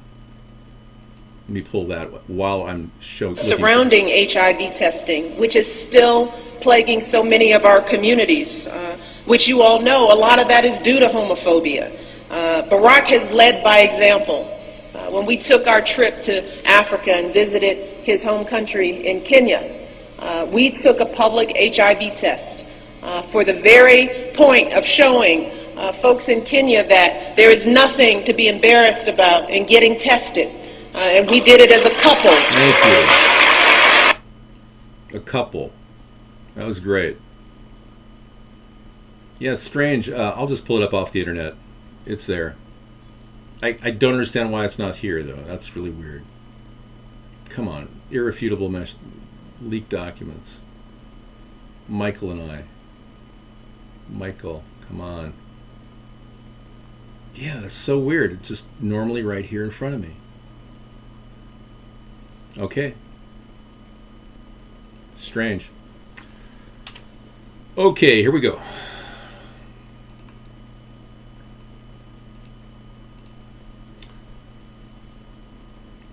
Michael and whoopsie daisy. Great. Okay. I'm going to play you a video and I'll be right back.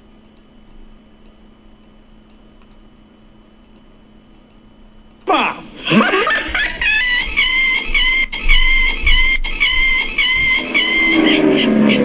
Flip, flip, flip, flip, flops. Flop, flop, flip, flop, flip, flip, flop, flop. Flop, flops. Great. If you see me, give me a wave. I love to see style. I also enjoy a good laugh. Well, these rock things are all very well if you like them, but, you know, no ordinary people like you and, well, ordinary people like you oughtn't to be afraid to speak up for guests, classical music. men and women, military, and most of all, Deborah. And of course, Michael and I also want to acknowledge your son Jack, who's deployed today. Okay, this is it. Are you still there? Michael and I No, also businessman. want to acknowledge your son Okay. Jack. who's Here it is deployed right today. now. Michael and I, most of all, Admiral Mullen, Deborah. Michael and I also want to acknowledge your son Jack, who's most of all, Admiral Mullen, Deborah. Michael and I also want to. Yeah. Okay. I think we got it. Thank you. Boy, you know, it must be the weird nature of what's happening in the world right now that's kind of got me a little bit off balance there. I was just, you know, looking for a video that I thought I had. I'm making another copy of it right now. But it's like normally I know exactly where the videos are, and this guy just was eluding me here. Michael and I. So yeah, he slipped up. It went public, and the truth is out. But do the American people and the Democrats that voted for him even care? No, they don't. They don't care. They don't want a discussion about his citizenship. Nobody wants to even discuss the idea that this guy has deceived us for so long. Yet he has. And we're all living under the illusion that somehow this guy's going to get away scot-free. Nobody's going to go after him. Nobody's going to process him for crimes against humanity. And our country's now faced with another Democrat delivering the same garbage because she thinks it's her turn. Are you there? Admiral Mullen. Yeah. Yeah. So this is really... I got that in the background. Okay. This is really kind of bizarre and makes you wonder, you know, what's going on? Edward Mullen, Michael and I. Yeah, Michael and I. And you know that wasn't a typo. No. You know, it wasn't like a misread on his telepooper. It was like, it was basically like the type of, it was shit, dude. It was a natural slip. Like, he said that that's Michael, and that's that. I think he really wanted to be Mr. Terrific and kind of give credence. I'll bet the big argument they have in the background is that Michael can't go public with his transgenderism. That's got to be the big thing that's kind of, you know, pissing him off. And I bet it really... Well, look at what they did with the transgender idea with Michael, and then they put nipple rings on her. Yep, I saw that. Jimmy Fallon to sexualize it more, like it's okay, when it's like, no, they're just selling the idea that this is a woman, and that's it. But they stuck nipple. I mean, it's really clear. I mean, I've had many shares of women with nipple rings, and those are nipple rings. Right. You saw nipple rings on there. I have a picture of her, of that screen cap of her on the Jimmy Fallon show. And I'm going to try to pull that up here. Michelle, my transgender. Oh, c'est. Here she is, Michelle de transgender. Remember that song by the Beatles? Michelle, ma belle, nipple rings on the first lady's breast. Oh, ho, ho, ho. Oh, la, la, la, I love you, I love you. I look at this as clearly a nipple ring. I agree. Yeah, there's something wrong here. You see that, folks? Nipple rings? Why would they put nipple rings on the first lady when you know a bunch of internet-hungry people are going to be all over that, especially the ignorant ones who actually think that this woman is hot? I know. And there are people that really find her very hot. It's further sexualization for people to believe that this is a woman just being a woman. Yeah. Like, you know, girl. You know.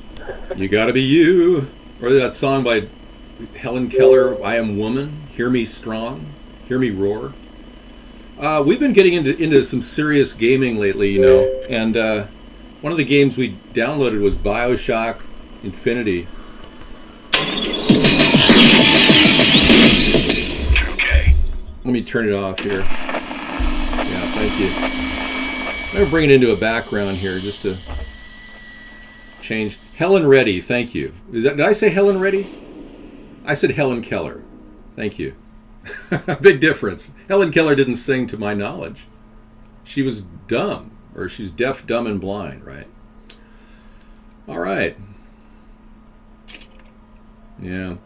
Well, I think most of us will think our brains are jumbled pretty soon. You know, once we get enough of these chemicals in our bodies, we'll be walking around going, be bumping into each other like the Walking Dead. That's what's coming down the pipe. Yeah, I had to test my Xbox. Did you see the video of, like, what you did? I did. Of that family that went crazy in that parking lot? Is there any update on that or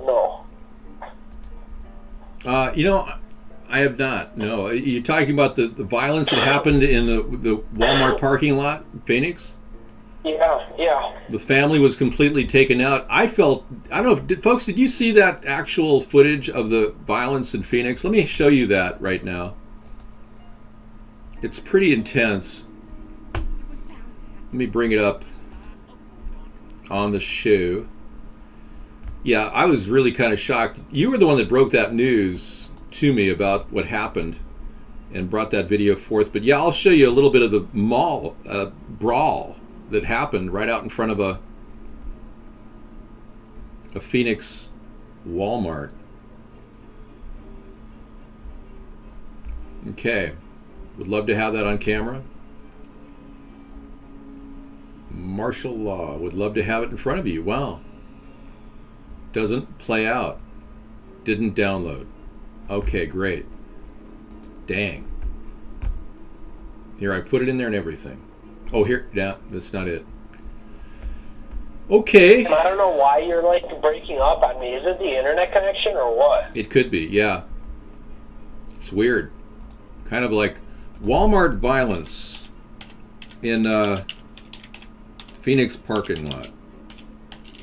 Got it. At one point, Sarah said to me, don't ever download these videos because it just takes up hard drive space. And I said, well, you know, otherwise I got to look for it online, which is what I'm doing right now, just to play it for you here. Yeah, just a sample of the violence that happened. It's like a full-on brawl. Oh, that's not it.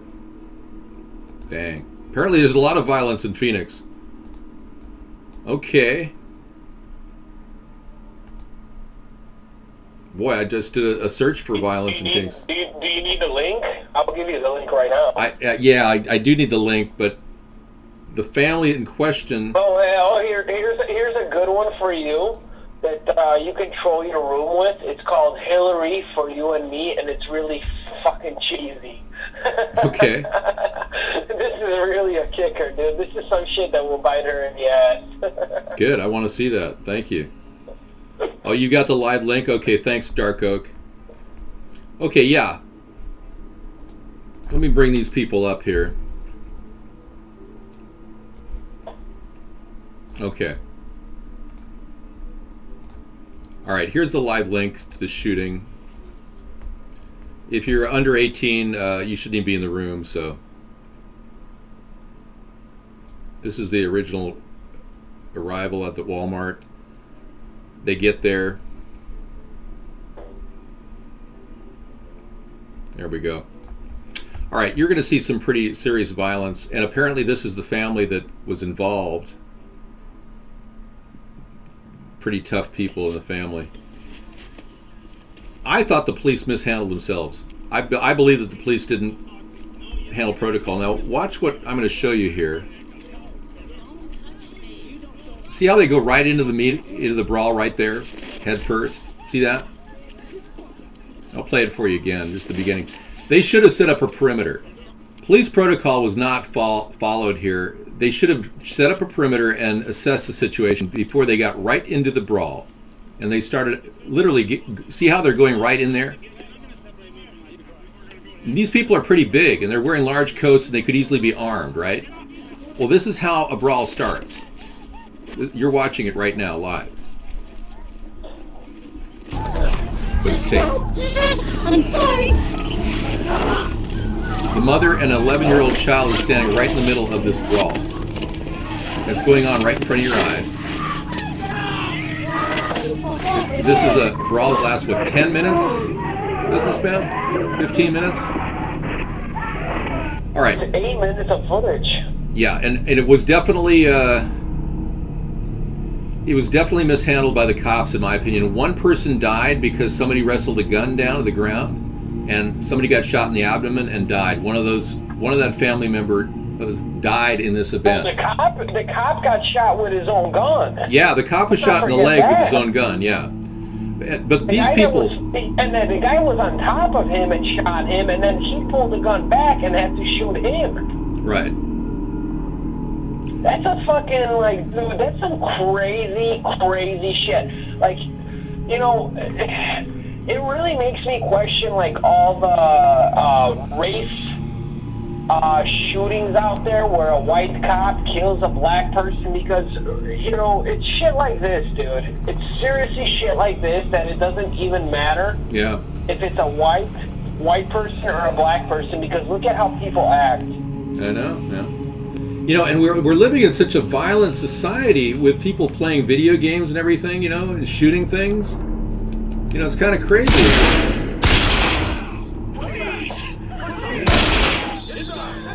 So, what do we do? I mean, we can't get rid of video games. They're going to be here no matter what. Right?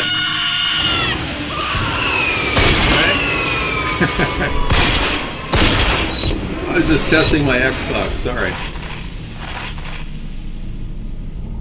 All right, well, let me get out of that. Yeah, I accidentally spilled a little coffee on my Xbox. I didn't know if it actually broke, so I was just checking to make sure it was working. But yeah. All right. Well, you know, I can't. On the Xbox, huh? Okay. No, I can't. I'm not training for a shooting spree. I'm a very peaceful person. I'm a nonviolent person, but I actually played some of these games just to see what young people are doing, and that was BioShock Infinite, and it's a pretty violent game. So people are, you know, getting vicarious pleasure out of interactive gaming at home, but are they taking that into the field? Are they encountering violence in the streets situations because they are so indifferent to it? That's my question. And I know we're not going to stop video games or violent video games. I know that's never going to disappear. I realize that. So I'm not trying to change the video games we're playing, but I'm concerned that the police are not acting with proper protocol. They should have completely formed a circle around those people and said, get on the ground. You too, ma'am, and the 11-year-old child, get on the ground right now. And then they should have pulled their weapons out and said, get on the ground right now. Get on the ground. That would have mitigated this. So you saw the get on the ground. You heard that and get down about like 50 times in that exchange, David. I did, but I didn't hear it from outside the perimeter. No. From my point of view, the cops came in the middle of a fight.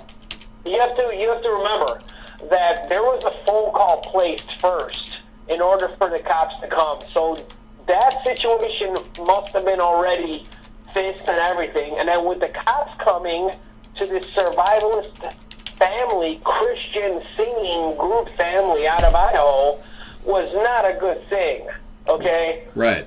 So they didn't just, you know, you can't say they didn't follow protocol. The Walmart manager was there. If you saw her, she's a little shorter, heavy-set lady with holding the walkie-talkie and she starts crying on the side. She's not one of the perps family members. She's a Walmart manager. Well, she's the reason why this whole thing happened.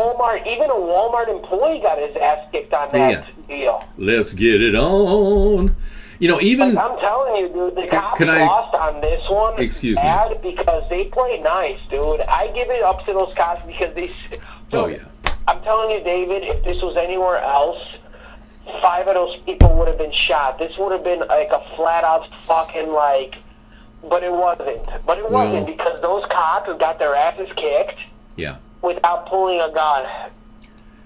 This is the problem. They pulled their gun when they were right up next to these people. I mean, like I said, when you have a perimeter and you have an entire perimeter covered and you've got to deal with the perimeter, you don't breach the perimeter and go right up next to these people to talk to these people. Whenever you're dealing with a large group of people, you have to set up a perimeter. And frankly, they didn't follow protocol here. Now, I'm not a law enforcement officer. I'm speaking from a layman's perspective here.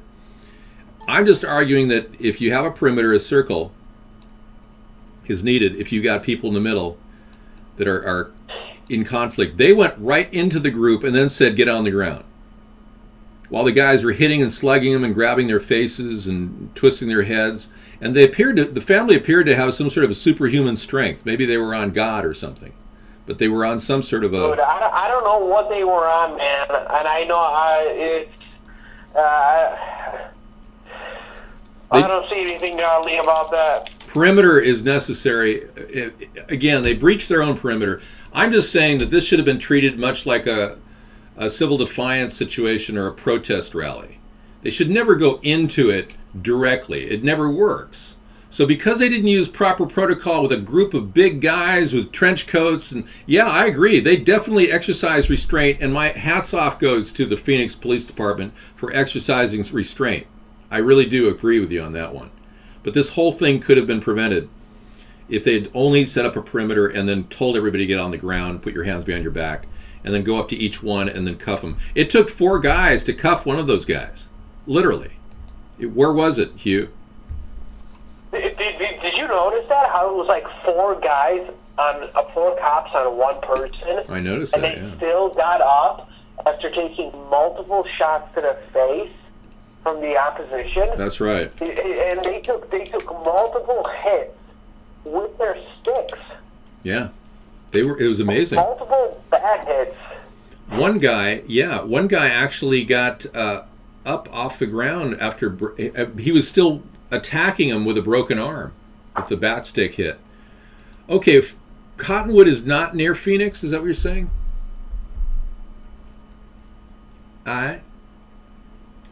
Yeah, it's far away from Phoenix. Yeah, I didn't realize they were far away. It's Prescott, Cottonwood is way out there, yeah.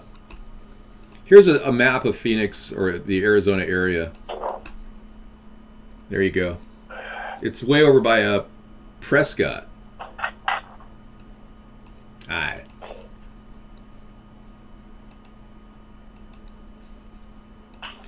Alright, well, I'm convinced that it was a good thing that they didn't do that. That's a wonderful thing. Oh yeah, it's definitely not Phoenix. It's 100 miles from Phoenix, right? Not even. It's about 60 miles from Phoenix.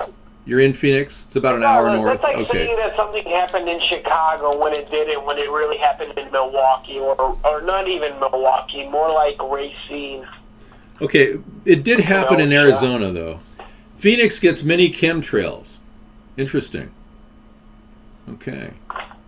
Phoenix would have handled it differently. How do you think Phoenix would have handled upstate? Do you think they would have attacked him with guns and shot him?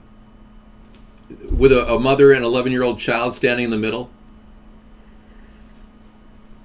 You're in Arizona chemtrail country.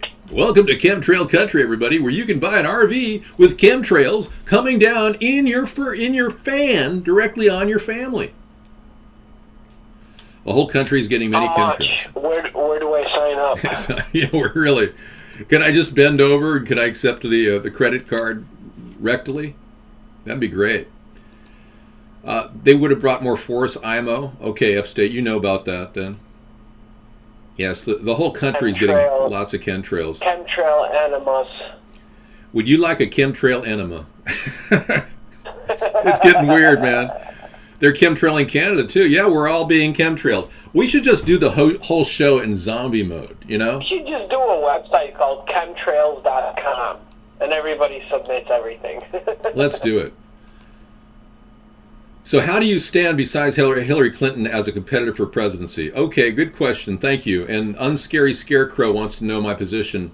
You know, I'm a former Democrat of 30 years, and I didn't trust Obama. I didn't trust Hillary Clinton. Are you spitting into the phone, or what's going on here?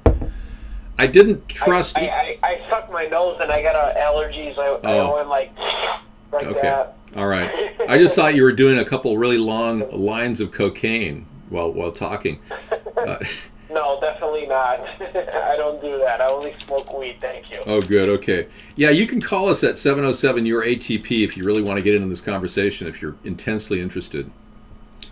If you're normal, please call.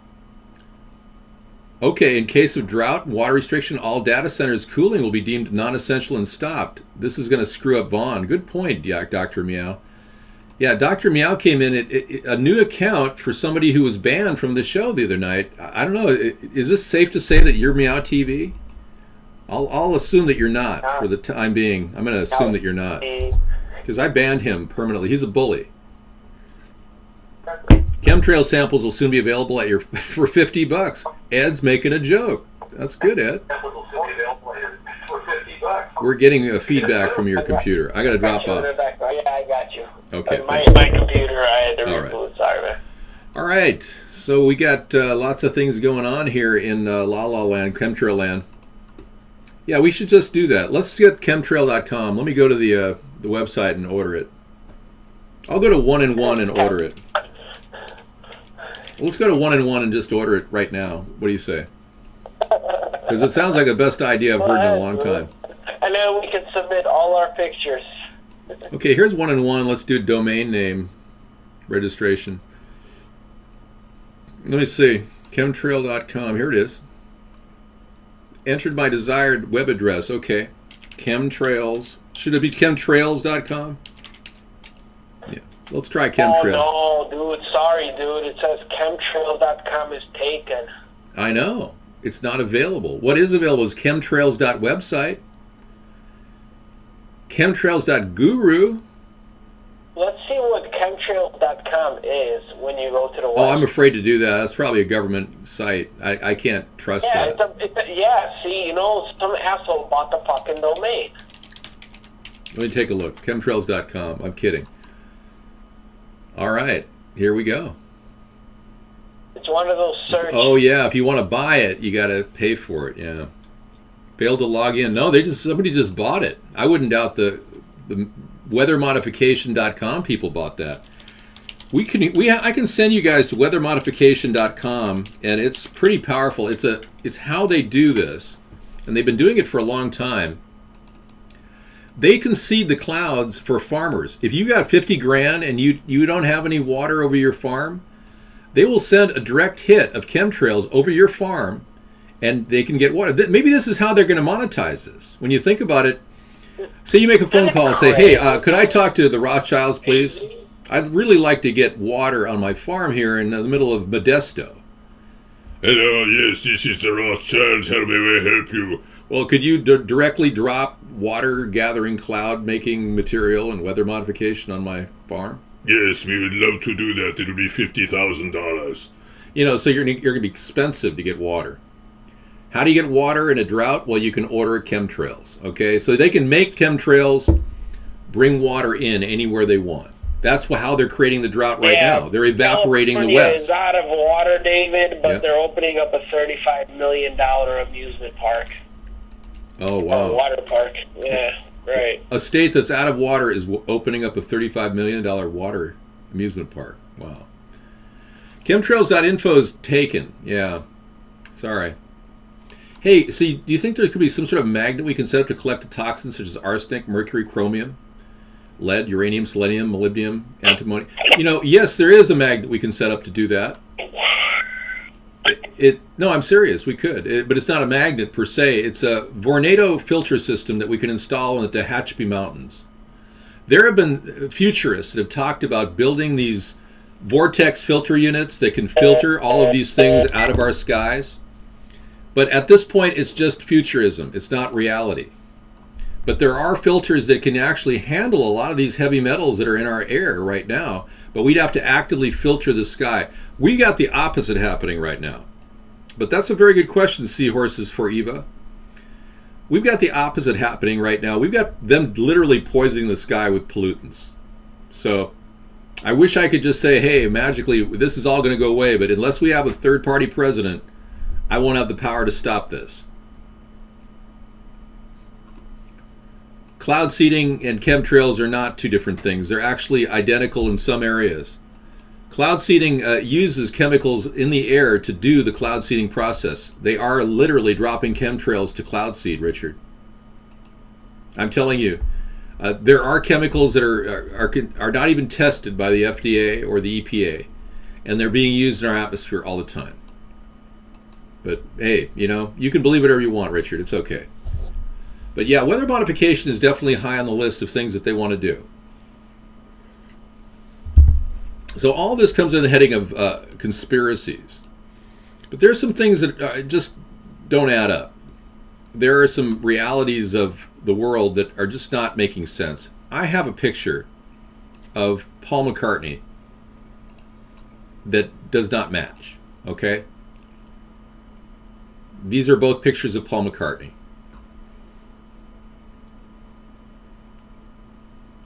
They're two different people. There's Paul 1, the older version, and Paul 2, the younger version. The younger version is closest to me right here. And the replacement is this guy right here. Different nose, different eyes. So there are things that just don't add up in our world. And that's one of them. A couple of forensic scientists did some work that pretty much blows the lid off this whole story. They were Italians, and they are Italians, and they did a deep search of the positions of their eyes and everything, relative positions in their face, and they went into it thinking it would be no problem to determine if this was a fake picture of Paul McCartney, if the guy is real or not. Well, the conspiracy theories talk about Paul McCartney dying February 9th, 1966.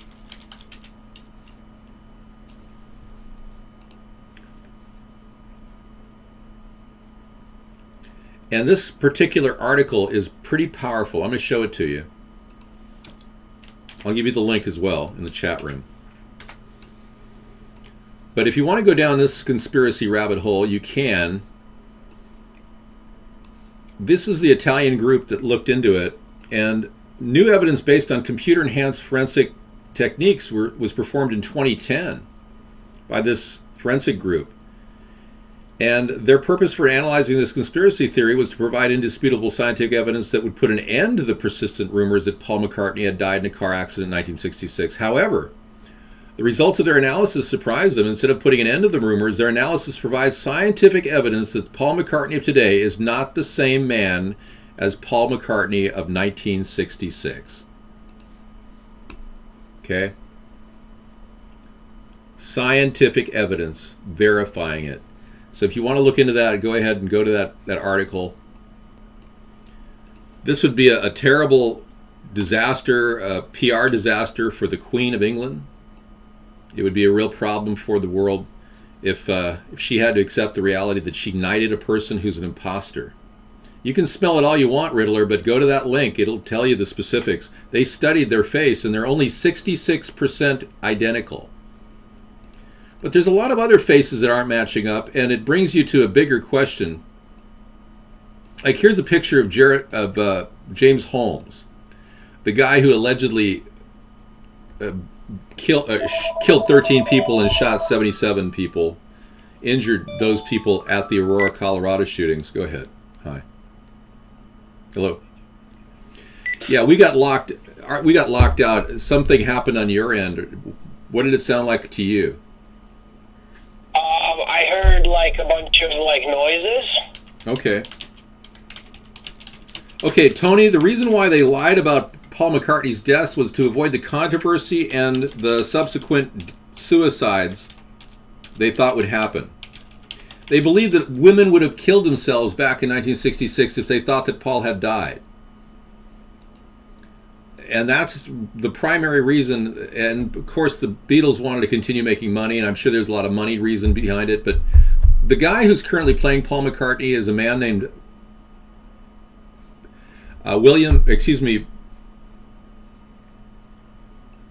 Billy Shears Campbell. Shears is the nickname they gave him, the Beatles gave him, but his name was Bill Campbell, and he won an amazing impersonation prize back in 1966, and he was given that opportunity to become Paul McCartney. He was also given some facial surgery and a variety of other things. Now on to James Holmes.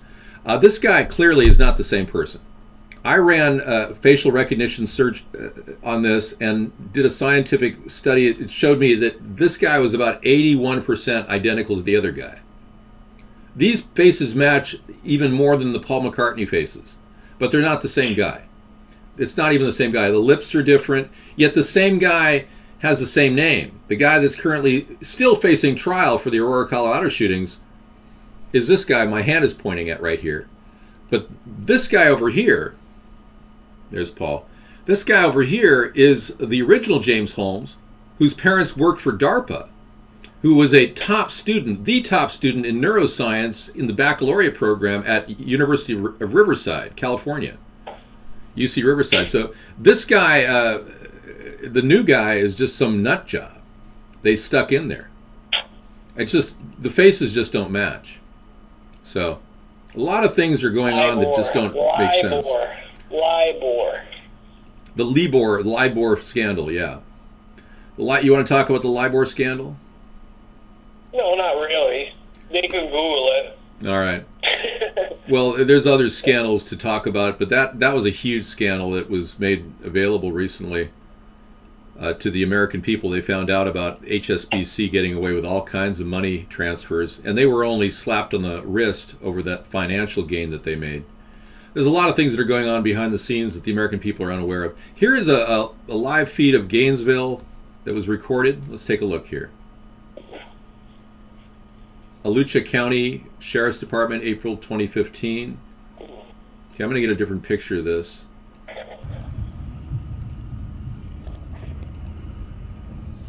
See what we're looking at. Using tank for traffic stops. I don't know what... Scissor Fight just brought this into the show. Let's take a look here. I'm looking at some fabric.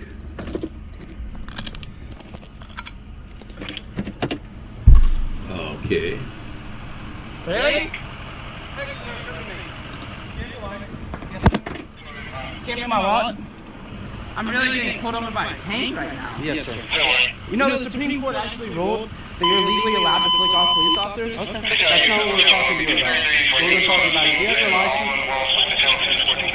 My God. Oh my God. Okay. All right, you're watching it with me, right? Can you believe this? A tank pulling over a guy at a traffic stop in Gainesville, Florida. This is phenomenal. Thank you, Scissor Fight. Jade Helm coming to you soon. Yeah, it was a tank. Can you believe that huge ass? Butt Sniffer, are you still in here? Okay, I don't know if Butt Sniffer is, but huge ass is here. I'm kidding about the names, but people named this in our show. So you know that John Lennon was actually aborted, Dark Oak, or are you just making this up? Okay. Max Kaiser was all over the LIBOR scandal. Yeah, Upstate, good point. So there's a lot of chat that I miss normally when I'm not speed reading the chat. I can't go on the Howard Stern show. If I did, I'd end up, getting into a conversation with a big, tall Jewish guy with a small penis about anal sex. I don't think that's funny. All right, cool. All right, great. Lots of stuff to talk about on this wonderful fortnight. David. Yeah, I know. All right, I'm going to get out of here, dude. I'm Thanks going a to watch lot. the rest of the show and eat some food. Thanks for man. calling. Have a good night. Great talking to you. Take care. Bye-bye, man. Later. Okay, well, no, there are a lot of people that are technically aborted that are living. You know that there's a lot of living abortions walking among us. I'm sure of it. People survive abortions. It happens. You know that when Barack Obama refused to sign the Unborn Infant Rights Protection Act 3 times, he was saying outright that he didn't care about getting a doctor to help a dying fetus after a 3rd-term abortion. He didn't want to have a second doctor to help with that fetus to survive. There are babies that are pulled out of 3rd-term abortions that are sometimes living and flapping around on the table. You didn't know that? And no one can help them. Some people actually survive abortions, I'm sure, and plenty of living abortions among us right now. I'm just saying, many of you voted for Barack Obama not realizing that, but it was all over the news, and the conservative movement was talking heavily about it in 2008. This is the first time you've ever heard of a third party? Wow. Well, allow me to introduce you to what we've been working on for a long, long time. America's Third Party, which is pretty much a centrist movement in the middle of the political spectrum that we created. This is our original sign that we created in 2008. And we've been online talking to people for the past 6 years, and it's been helping to get word of mouth out there and spread the word. We're trying to raise people's awareness for the need of a third party. I wish it was that simple, but it's very difficult in a country that keeps the free press from working, that has moneyed interests controlling politics and who gets on the TV. It's almost impossible to get any coverage if you're just an average guy. Go to 422, okay. Hey, how's it going? 422 shows Rush Limbaugh is Jim Morrison. Okay. Positive proof here. Let's take a look. There's Jim. There's Rush. Let's move along. The moles, okay? So you're gonna tell me this guy has the same teeth, the same eyes, the same eyebrows, same skull dimensions, and now he has a mole. Not a birthmark, we're talking about a real mole that sticks out of your skin. He looks exactly like he does today. That's really a wild concept that, Rush Limbaugh is Jim Morrison. See how weird conspiracy theories can get? Come on, baby, light my radio show. Try to set the night on fire. Yeah, I don't know, man. That's hard to believe. I've seen pictures of people try to say that Walt Disney is Adolf Hitler. Now, that's a stretch. But then I could take you to Walt Disney's home, which looks exactly like the villa in Austria that Hitler had, right down to the actual markings in the window. Is that fake, or is it? There's some strange things about Hitler, and I could take you down that rabbit hole, but I'm not going to go down that rabbit hole. You can stay in Wonderland, and I can tell you how far the rabbit hole goes. Yeah, the only thing... Well, Hitler was known for, back in the day before World War II, Hitler was called the Screamer in World War I because he used to scream when he got hurt in the infirmary. He got hurt, and he was hardly even maimed. But in World War I, he was known as the Screamer. He had this incredible voice. He just screamed incredibly. Everyone couldn't shut him up. He was like a little crybaby, yeah. I saw The Matrix today. I was watching The Matrix. I was watching why you are so fascinated with Zion, Mr. Anderson. It's your mind, Mr. Anderson. It makes you ask questions you shouldn't be, Mr. Anderson. Hey, it's me, Awesome Carl. But it's not your mind. It's your thought processes that are making you sound weird, Mr. Anderson. Okay, so we have pretty much figured this whole thing out. We know what's going on now. We've figured out the entire universe, and we need to take a journey.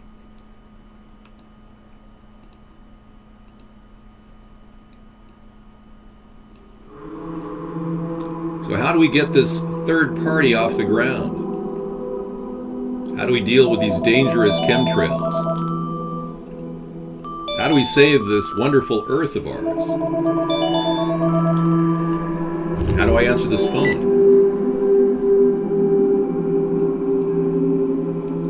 That sounds real credible. Bob.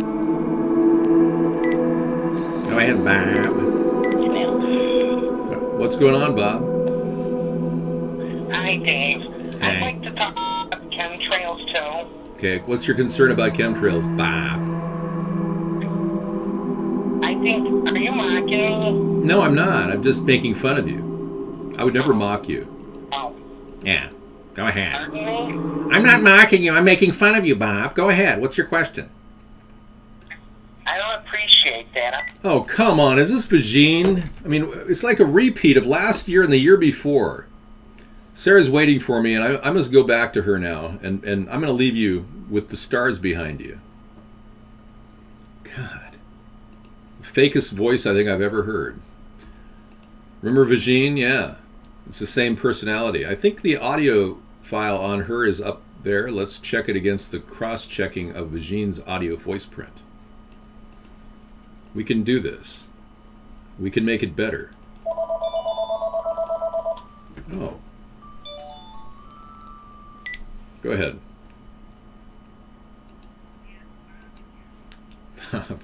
It's Don Tony, obviously. Let me show you what our former president, George H.W. Bush, said. 1,000 points of light. A new world order.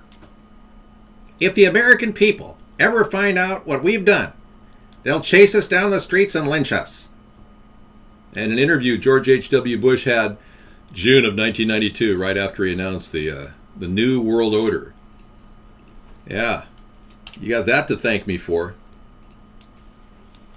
I wouldn't doubt it, Jolie. Jolie Angelica is here. Hello, Jolie. Are you having any body parts removed?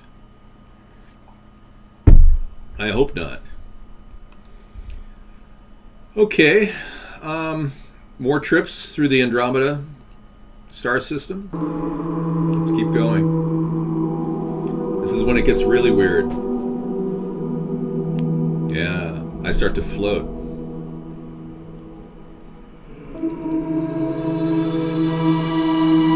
Okay. I think now it's time to take a look at some of those FEMA mass grave sites. Let's take a look.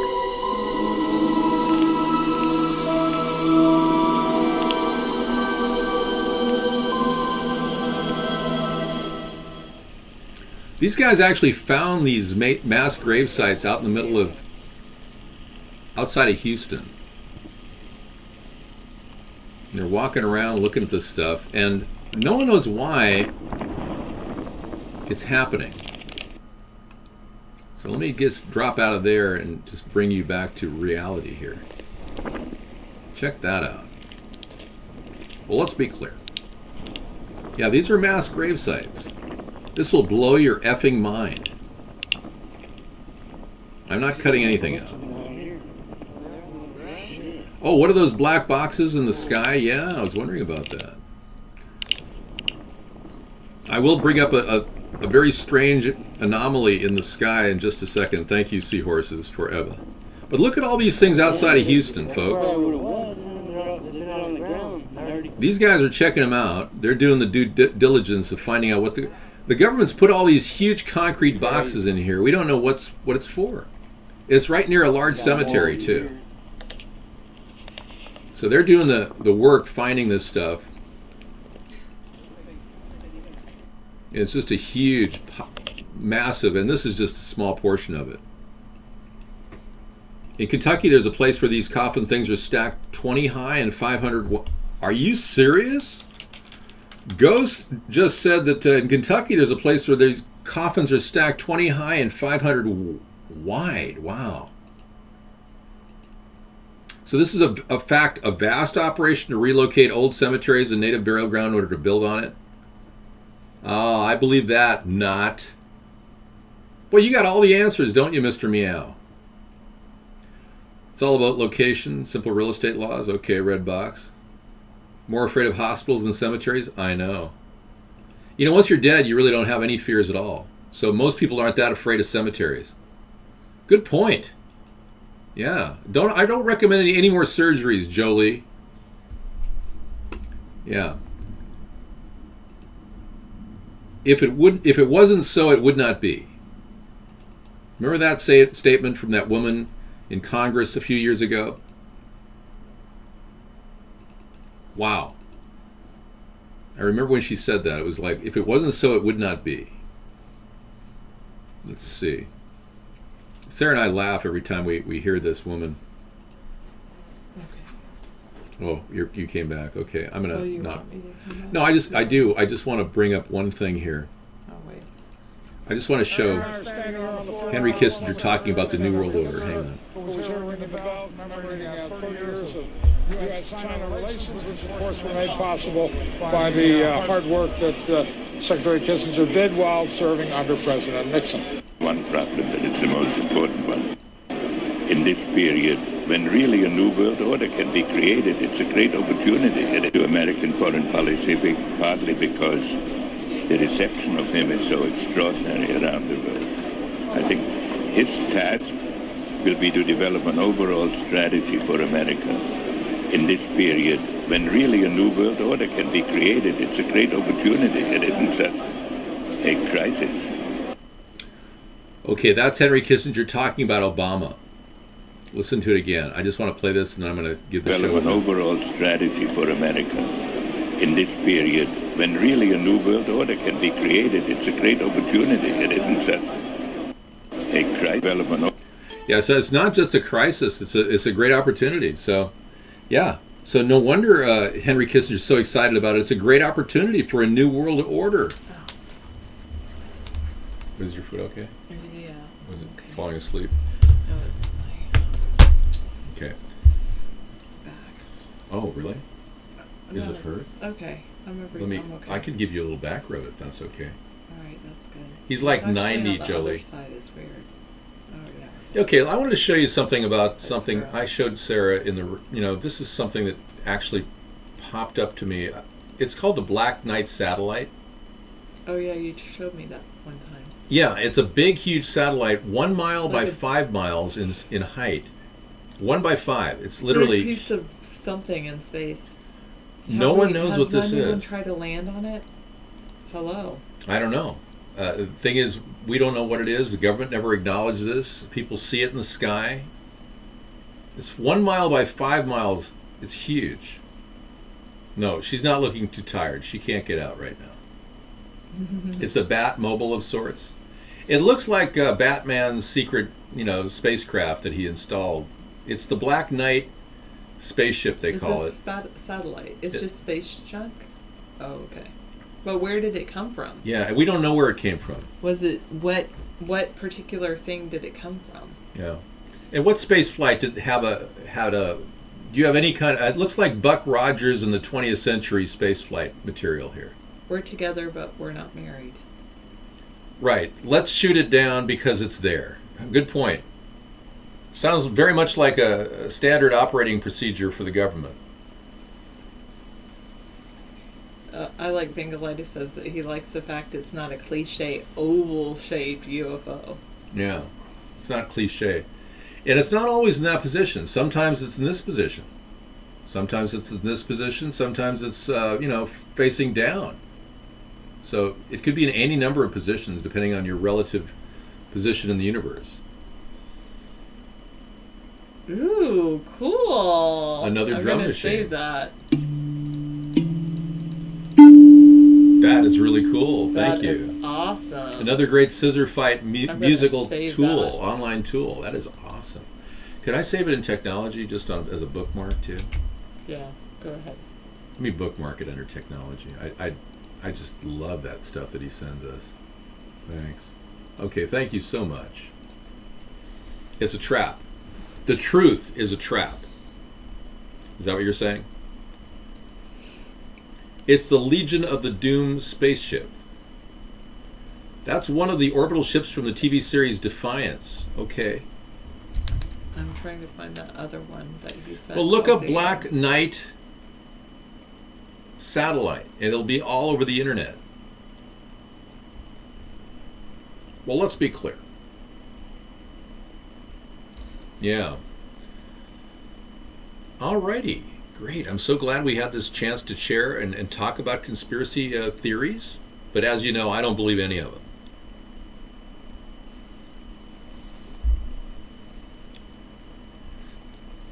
I was trying to find... I don't know if he's a real doctor in the proverbial sense. You know, you could call a witch doctor a real doctor, too. Well, that's so weird. I think I might have gotten rid of it. David, today somebody got diagnosed with widespread small B-cell lymphocytic lymphoma. Somebody you know, Lewis, or is just somebody at the hospital where you have contagious diseases everywhere? People have failed launches all the time where it scraps from a deployed part. Yeah, you know all the answers, David Straight.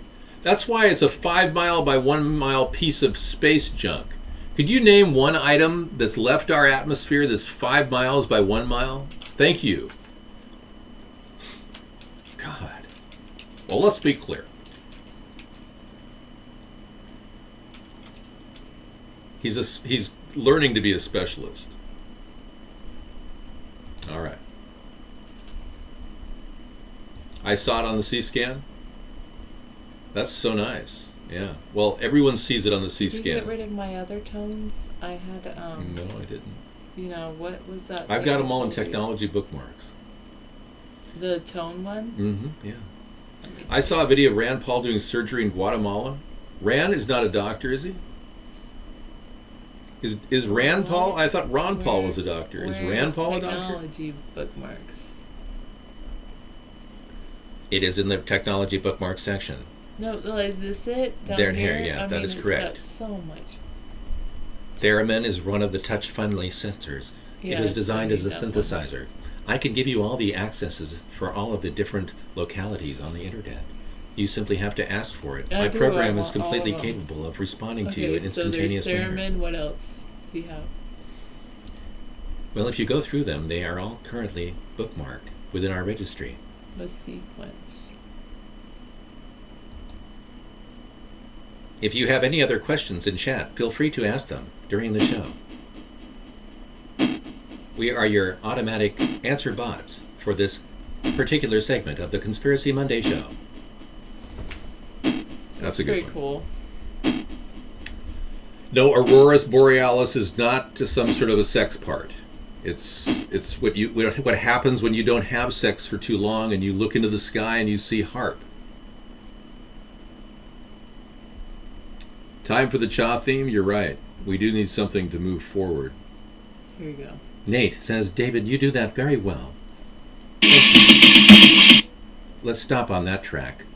That's a little too loud. Let me get my audio clip that I created on Acid by Sony. Let me play Barack Obama 6, Chi song. Well, let's be clear. A 1, 2, 3, 4. Well, let's be clear. Let us play Barack Obama 9, the most recent one I created on Acid by Sony. Wow, I did not know that factor, Danielle.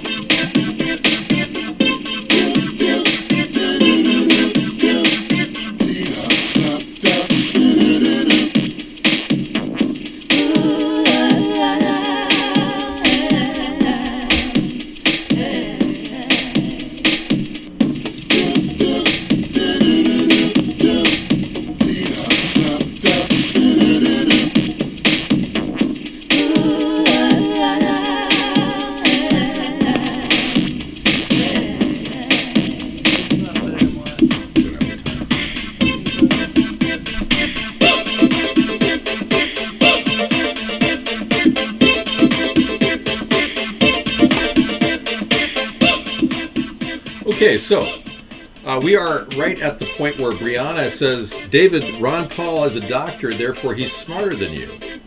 I'm not allowed to practice medicine, okay? Even though I read journals on surgery, I'm not a doctor. I cannot practice medicine. Thank you. You can't exactly walk up to and say, hey, I could perform some surgery on you with catgut like I did back in the 1800s. It just doesn't work. So yeah, hats off to Ron for being a good suck-up and becoming a good physician in this screwed-up world. Same to you, Lewis. Hats off to you, too.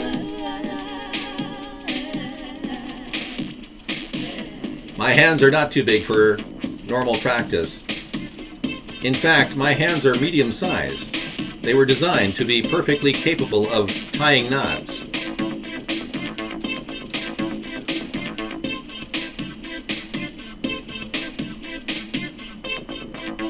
Someday robotic surgery will be very common, actually. I'm looking forward to being the first person to be operated on by a robot. I don't like, first of all, doctors to me are just simply practicing medicine. That's a big mistake.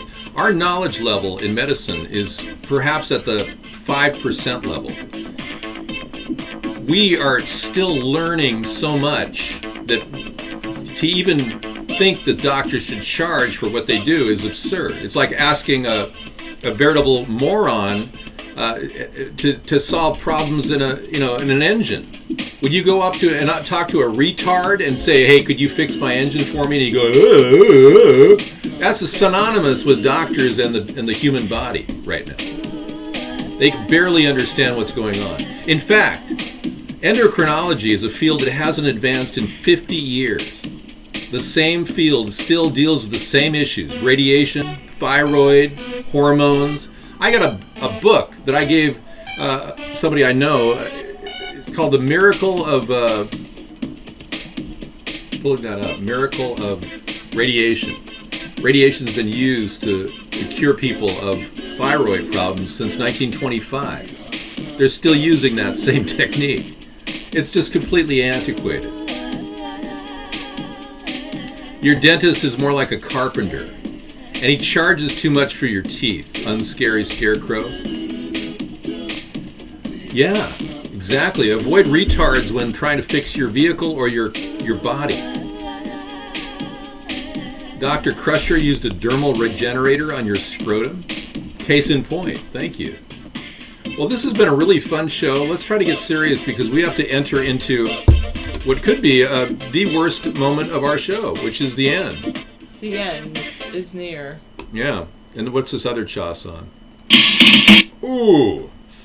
Cacophony. God. I am not familiar with epigenetics. Do you know more about epigenetics? Is that a misspelling? Yes, epigenetics. No, but the correct epigenetics is not the word you are writing. Let me check the actual... Oh, yeah, you were missing maybe an I, maybe. Correct. When doing a search, the word is epigenetics, not epigenics. Oh, actually, it's an E you're missing. Correct. Let me give you a specific answer to your question. Oh, thank you. In biology, epigenetics is the study of cellular and physiological trait variations that are not caused by changes in the DNA sequence. Epigenetics describes the study of dynamic alterations in the transcriptional potential of a cell. This is limited knowledge. This is like saying, yeah, dude, there's like RNA messenger units that are like skyrocketing and going in different directions. That's the cause of cancer, dude. Let's get real, guys. Many people in medicine are simply practicing because they don't know how to actually fix your body. It's smoke and mirrors. It's just pretending like they can do something. Let me tell you, one of the most common uses of chemotherapy is the concept of killing all the cells at once. Figure it out, Amber. You can do it. You can do it, Amber. They call it to kill you therapy instead of chemotherapy.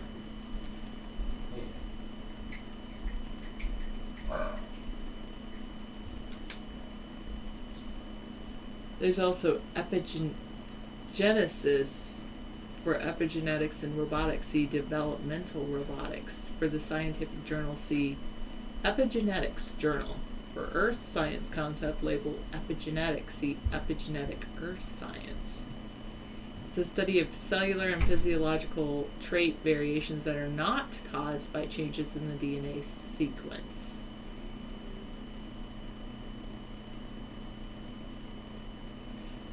Interesting. Not on everything. I don't agree with David on everything. Quite a few things we disagree on.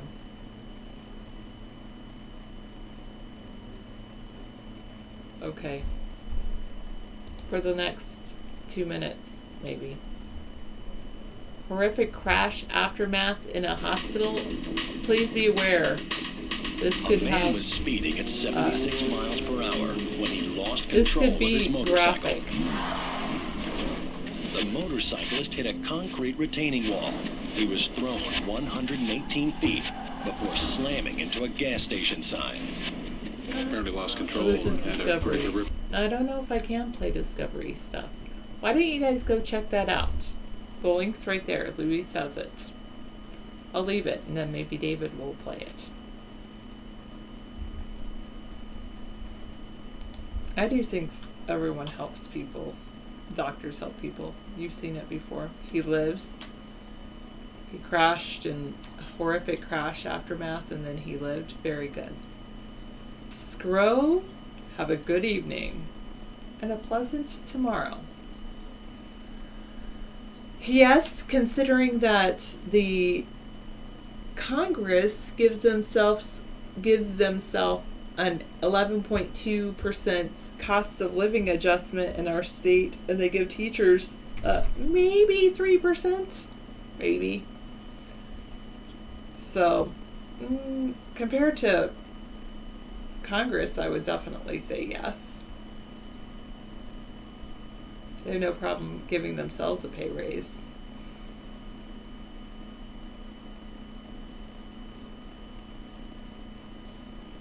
All right. Well, why don't you set that up for him, David, or Replay Man? You can contact him, get everything going in that direction. Eagle DZ. It all depends, I guess. I mean, I like working there. It's all good. Well, it wouldn't be my goal wouldn't be to upset anyone. Dave is straight. My goal would be to be the best that I can be and continue. I will continue to be with David, correct, forever. David will be back, I think. I mean, he'll try to come in and do an after show, because really we were supposed to only go to 8, and then he always stays till 9 now.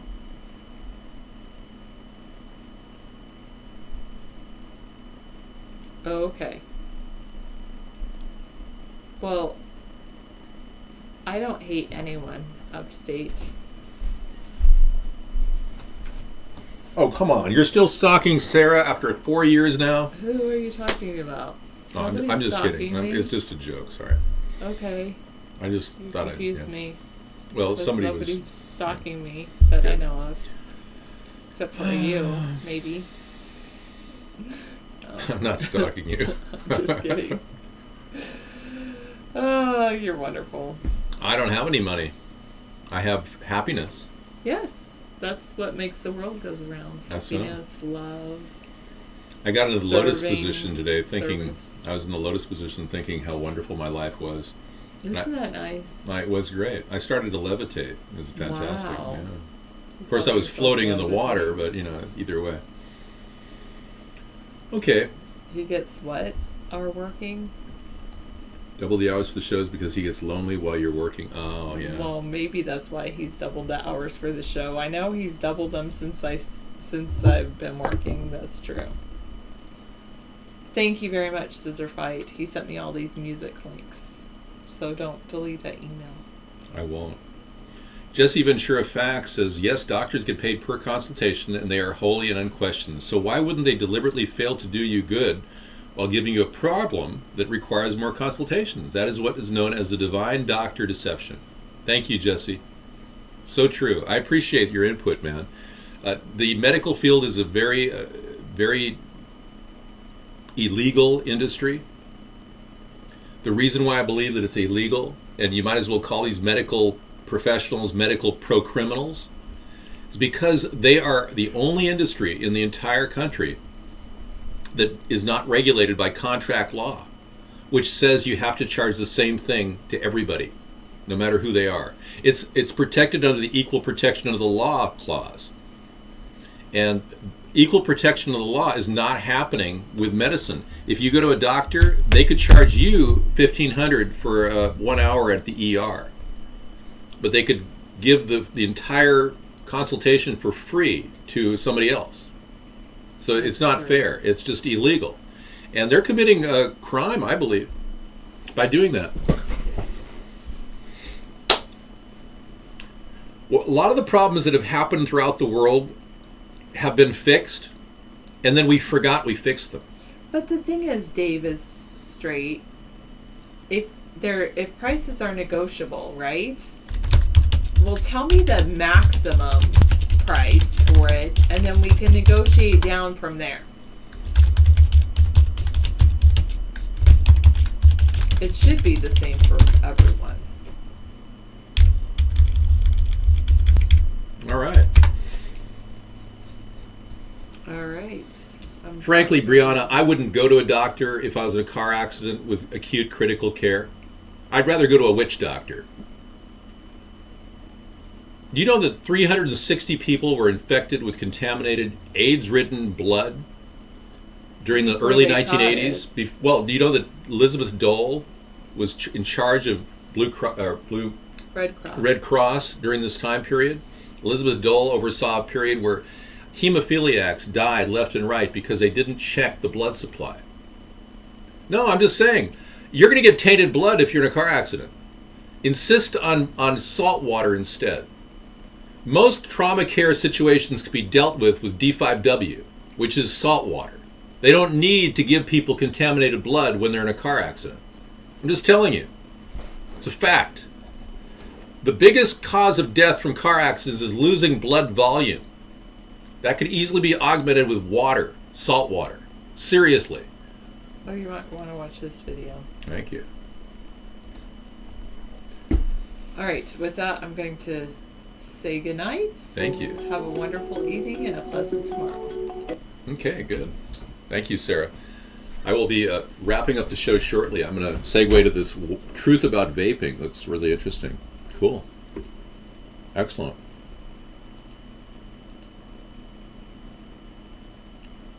I'm afraid you're wrong, Brianna. You know, no, they're not. They're not screening all the blood. They say they are, but it's a spot check. Red Cross is doing something. First of all, did you know, Brianna, that they throw away most of the blood that they get every 2 weeks? That they only make hemoglobin out of some of the blood that can be expanded out with salt water? No, you have no idea. You need to understand that blood volume is the biggest cause of death, losing blood volume in car accidents. They could easily have salt water on board every emergency vehicle in the country. It wouldn't even need blood. I'm not going to say I wouldn't accept trauma care in the event I was, losing a limb or something, because I've got to get something in me. But frankly, all they need is salt water in our blood just to, expand the volume. They really don't need to add it. Of course, I know what hemoglobin is, Brianna. Brianna, you become kind of useless here, so I'm going to remove you from the show. Thanks. The rest of the blood they don't use. They run DNA tests and place people on the scene of the crime. I wouldn't doubt it, man. Thank you. No problem. Brianna was a waste of time and obviously a waste of space. She just hasn't realized that yet. I know my house is at risk. I love it. Yeah. If I wasn't such a living specimen of health, I would be concerned. But I haven't. I found something out very interesting today. Teddy Roosevelt had the same situation I had when I was a kid. He was a very sick child. And I was a very sick child when I was a kid. Very sick.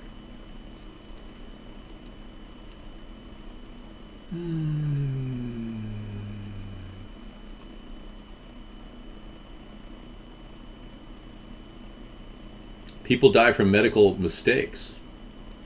The numbers come out worse. Wow. 180,000 patients in Medicare alone in a given year said that the bad hospital care contributed to their death. Wow. That's a great article. Thank you, Lewis. Appreciate it.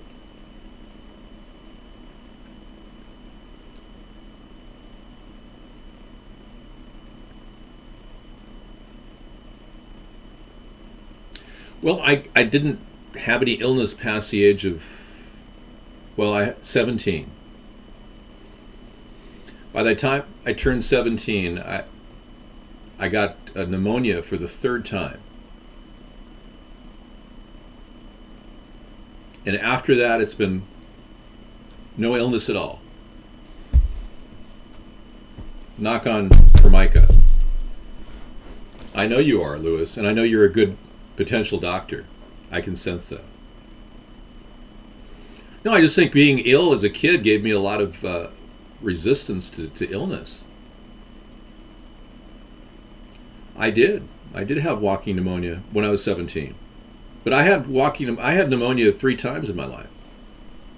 Most people don't live through 3 times of pneumonia. Yeah. I can remember in 1967 when I first got it, I was on death's door. I really was. I could feel it. My parents were really worried about me. And if it wasn't for penicillin, I would not have been here to talk to you. Penicillin saved my life. So there are some positive things behind medicine and the science behind medicine. Don't get me wrong. But we really are at that level where we know about 5% of the human body. You had pneumonia once, wow. I know, well, we're all carrying pneumonia in us right now. We all have pneumonia bacteria in our body right now. It's very common. So when your dad or mom they're on steroids because the doctors are keeping them, with a depressed cell growth in their body to kill any cancer cells, their entire body becomes prone to getting an infection from pneumonia. And you could say, well, put a mask over your mouth, Mom, and you won't get sick. Well, your mom's already carrying pneumonia in her. It's an opportunist. It lives in our body. Get the Pneumovax? Yeah. I hear the Pneumovax is pretty good. It's the one vaccine that does seem to have a good effect. It prevents 34% of all pneumonia cases in elderly people. Yeah, I know. 99% of death certificates cite pneumonia as the cause of death. Yeah. There's not enough room at the bottom of the form to write more than 2 words. Steve-O, that's pretty funny. But you're probably right. Every civilization has thought they were the pinnacle of knowledge. People will look back at us and see how little we knew compared to the future. So very true, Red Box Chevy. Thank you. The Boogie Woogie Blues. Mr. President Hopeful, David Sponheim. I've seen other announcing running for 16, like Rand, Clinton, when we all can announce on CNN or look at running. No. Logo graphics. I will never get mainstream media attention unless the American people want a third-party candidate. All those other people are controlled 2-party candidates, they're just basically paid puppets. The entire media system is controlled and will not allow people like me to filter into it. It'll never happen. We've tried for 6 years to break through the mainstream media, and they will not play any stories about us. Thank you, lovely animals. I am the right guy for the job for 2016. I know I am.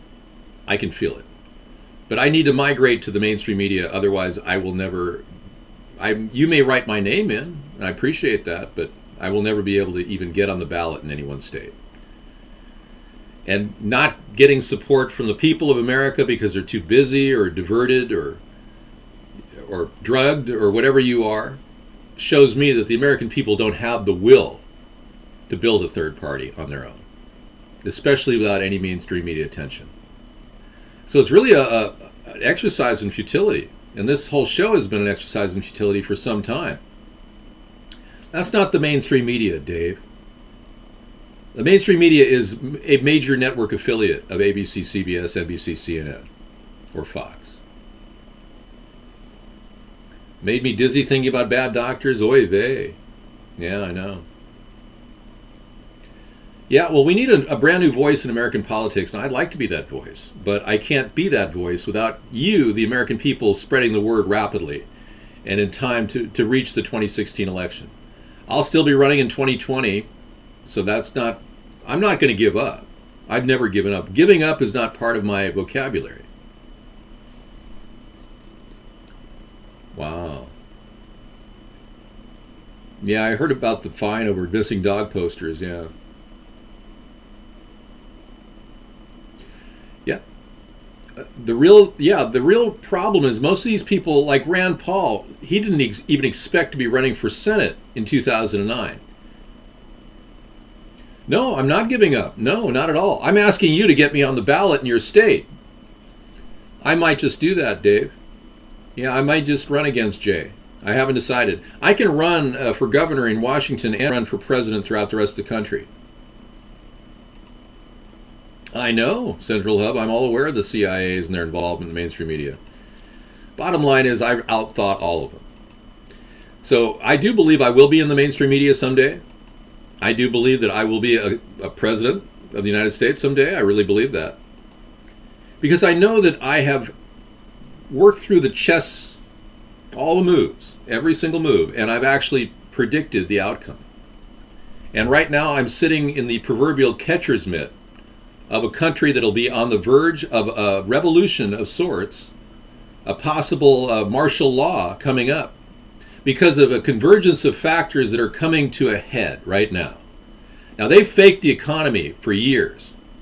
The past 6 years have been a masterful faking of the economy using printed money.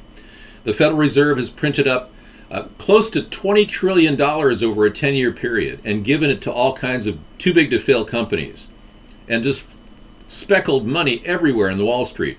Most of the stock purchases that have gone on over the past 2 years have been companies buying up their own stock with borrowed money. This is a phenomenal mirage that has made the stock market look like it's doing well. I don't think he's going to be emigrated, no.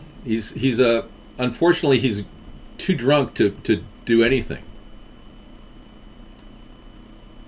Dave, do you promise never to direct classified official messages of critical national importance about nuclear negotiations to your personal email account or walking in the White House? Yeah, I promise. Yes, and it should be a crime. And Hillary needs to be charged with a Class C felony. It's serious what she did. She has an obligation to reveal all those emails or make a redundant copy or both.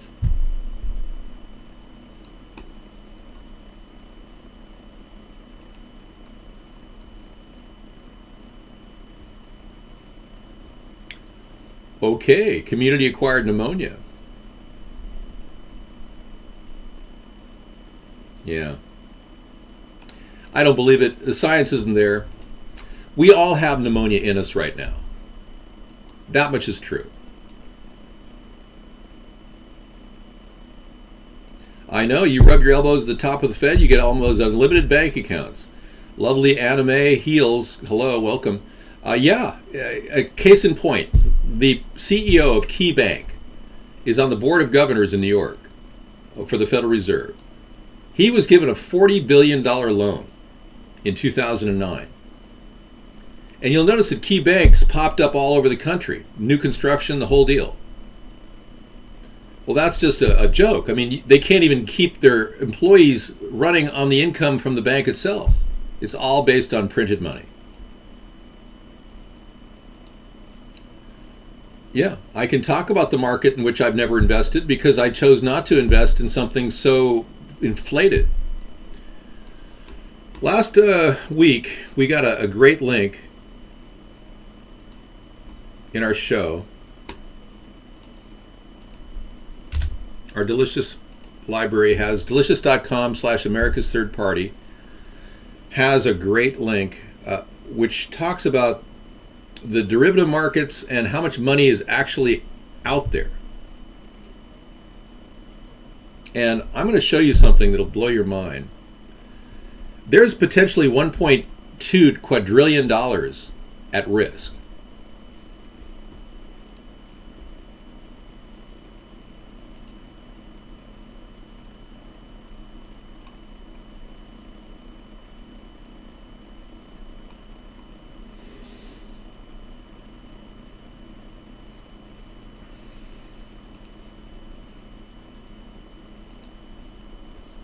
Can a failed voiceover actor become president? Well, if he can do a good Ronald Reagan, I'm sure he could pull it off. This is from Naked Capitalism. Yeah. Wild, man. World derivatives market estimated as big as 1.2 quadrillion as banks fight efforts to rein it in. See, there's so much borrowed money out there that it has literally created a pullback effect. It has inertia of its own. When Janet Yellen stopped bailing out the mortgage-backed securities recently, like 4 months ago, she stopped giving $65 billion. At one point, they were giving $85 billion a month to the mortgage-backed securities. They stopped bailing them out. We're going to see the aftermath of that coming back pretty soon, because a lot of those people that really are sitting on the notes of all the mortgages that are failing around the country, they're not going to sit there forever. And they're not going to be real happy with it forever. Yeah, it's coming this year, yes. Your economic collapse coming this year. It's actually already happened. The economic collapse started when the sequester was automatically implemented, a 5% cutback in spending by the government. Well, for one, Obama hasn't done anything to get rid of government waste. He's just a puppet, so he did all the work of telling you he was going to do something without actually doing anything.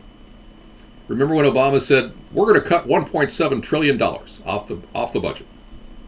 He never cut more than $10 billion total. I have answered you.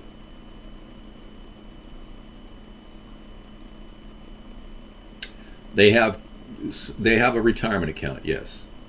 All former presidents get a per diem. I think it's about equivalent to a senator. Plus they have Secret Service for an extended period of time. They won't go past 15 years, though, I think.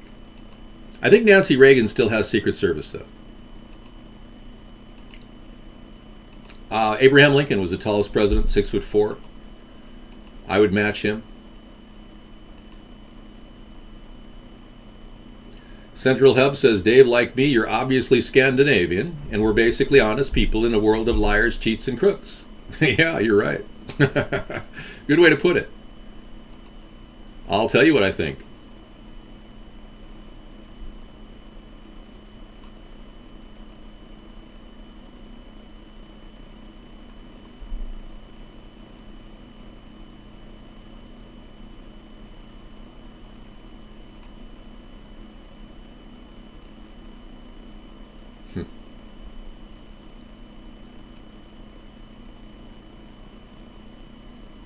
You know, on a similar note, Lewis, Kathleen Sebelius, the former director of the Health and Human Services, told all insurance companies in 2010 that they couldn't send any information to their clients, their customers, about Obamacare or the Affordable Health Care Act. That, in and of itself, was a violation of executive privilege and the rights of the director of the Health and Human Services to limit free speech. Obama and Kathleen Sebelius violated the Constitution, in my opinion, and they should have been charged. The insurance companies have every right to share information pertinent to the clients, their clients' healthcare coverage. It was a gross violation of executive privilege.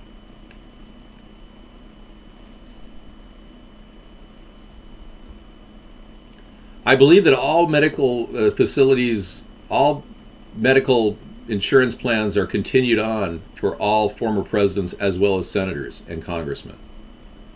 I'm not ignoring your question. I don't have a fear of flying at all, Great Scott. I've actually flown quite a bit in my life.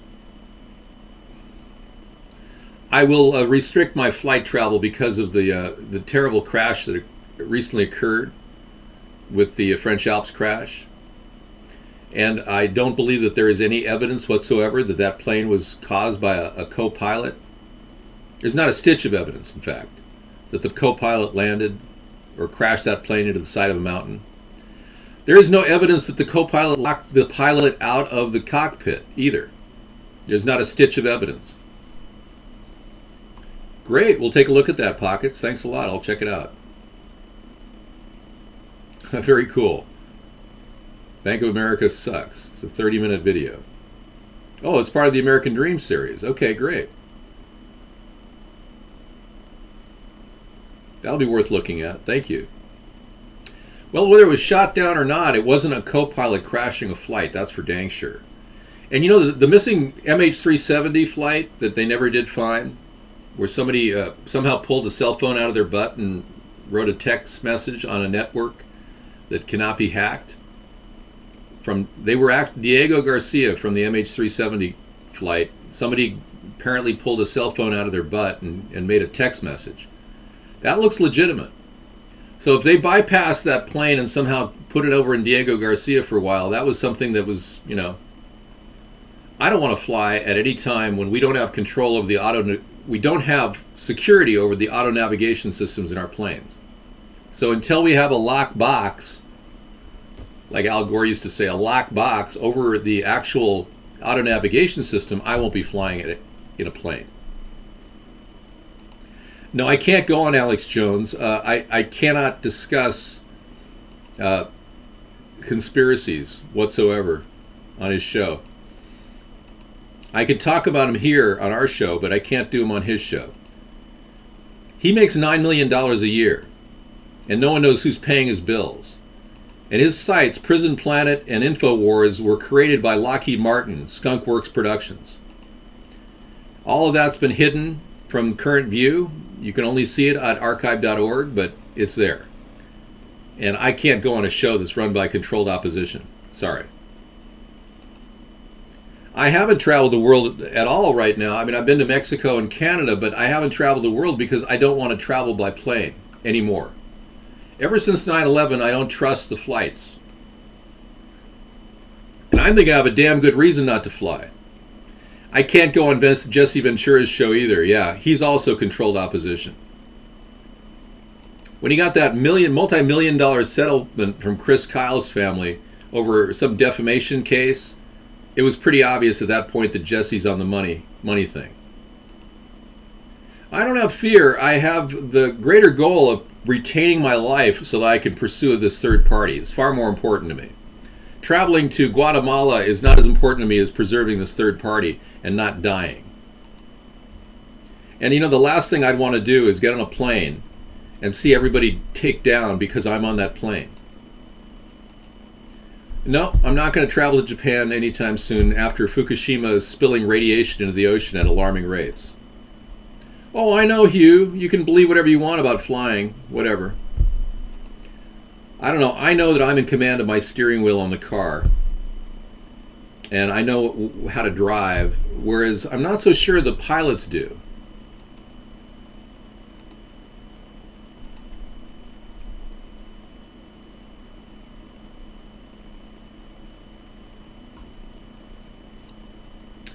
Terminal Illusions, you're obviously one of these naysayers that don't believe anything. I wouldn't want to have a long conversation with you. It would end up in 2 words.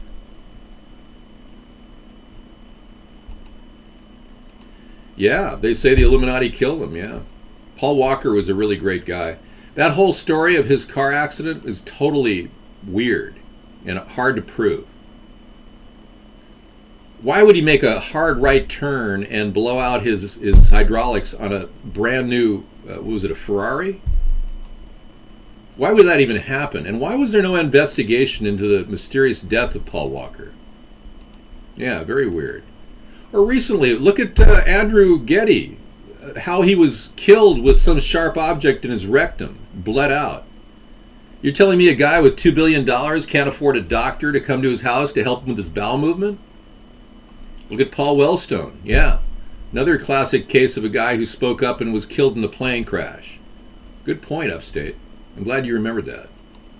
There's so many people that have died. I'd hate to be on a plane and have the plane go down because I'm on it. You know? You blew out your hydraulics just thinking about that. Well, the reason why Ron Paul, Alex Jones, and Jesse Ventura get noticed is because they're paid to be controlled opposition. They're paid to make everything seem crazy. Ron Paul would never leave the conservative movement of the Republican Party. That shows me he's a complete hardliner. He'll go along with the Republican Party because he's basically a paid shill. He had an opportunity to leave, and he didn't leave the Republican Party in 2012. I like Bill Mayer. I think he's a good interviewer. I really like him. He's the kind of guy I would love to, get into a heated argument with. He's really fun. Jon Stewart, on the other hand, I wouldn't even interview with him. And since he's leaving the show, it's kind of like, whew, thank goodness I dodged him. He's so worthless, it's unbelievable.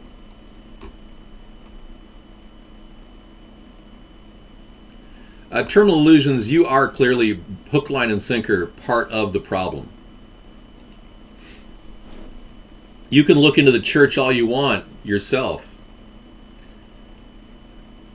Believe me, you could say the Vatican is an arm of the Nazis when they completely checked.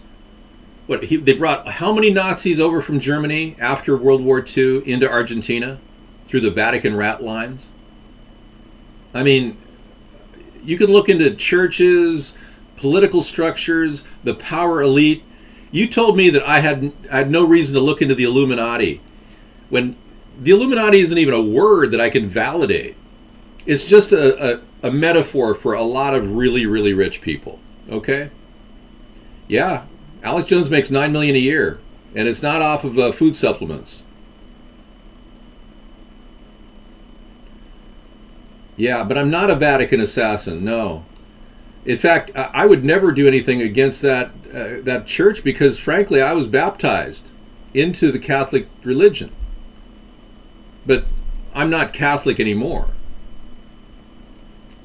I don't need a press agent. I can handle all the press right now, right here on our show. I'm not in this for money. Because I'm not in this for money, I don't need a press agent. Okay? You can't buy me. I'm not buyable. Dang.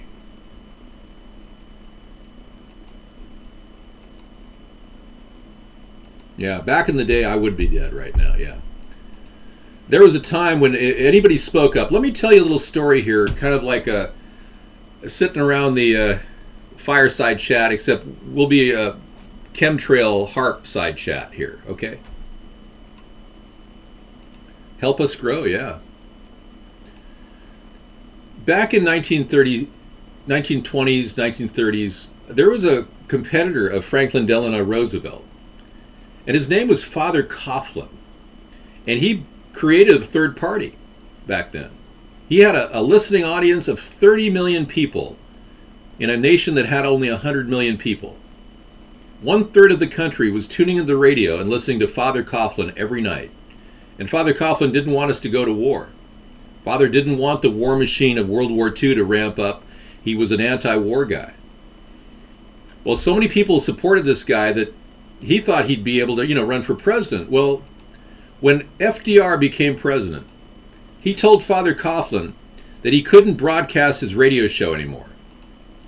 FDR used the FCC and the power of that agency to limit all broadcasting of that radio show. So his competitor was knocked right off as soon as FDR became president. Now, mind you, Franklin Delano Roosevelt was the only president in our history who got an allowance from his mother of $11 a week. He was a joke. I mean, granted, he was a great speaker when he had a speech in front of him, but he was a total wimp of a man.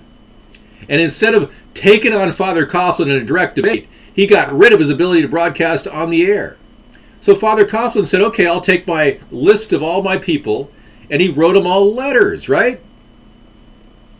30 million people got a letter from Father Coughlin at a time when it was expensive to mail, right?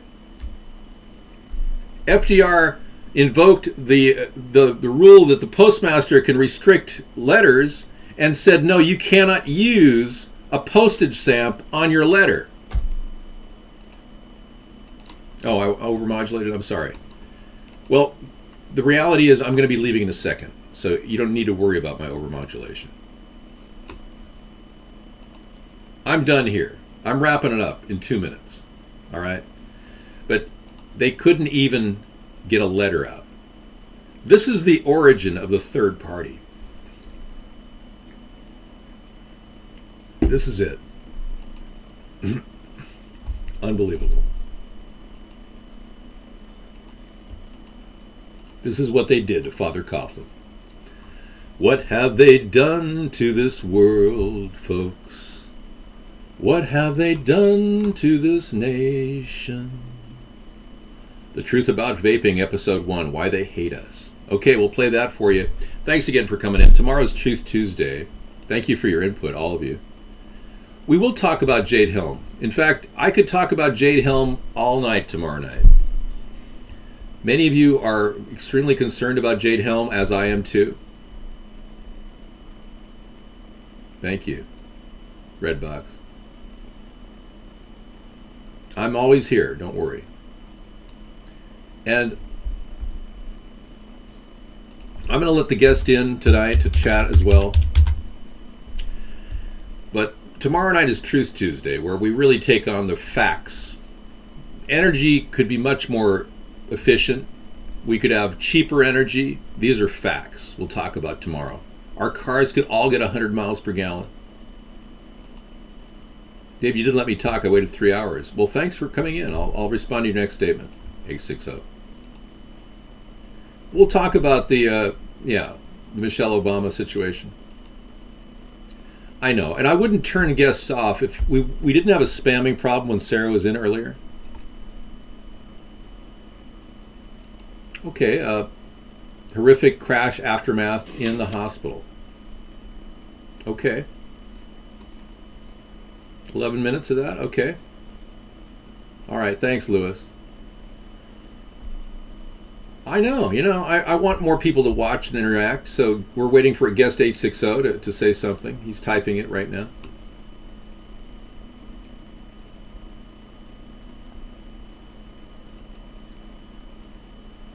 I know. Guests are maturing. It's great. Hope all is good for all and be happy. Thank you, guest 736. Those are very kind words. I hope for all of you we can be good, be happy.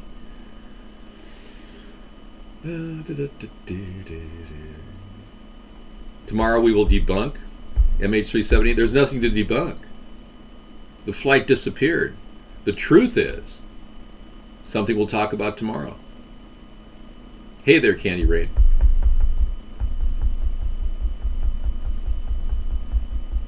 $860 must be writing a book, yeah. All right.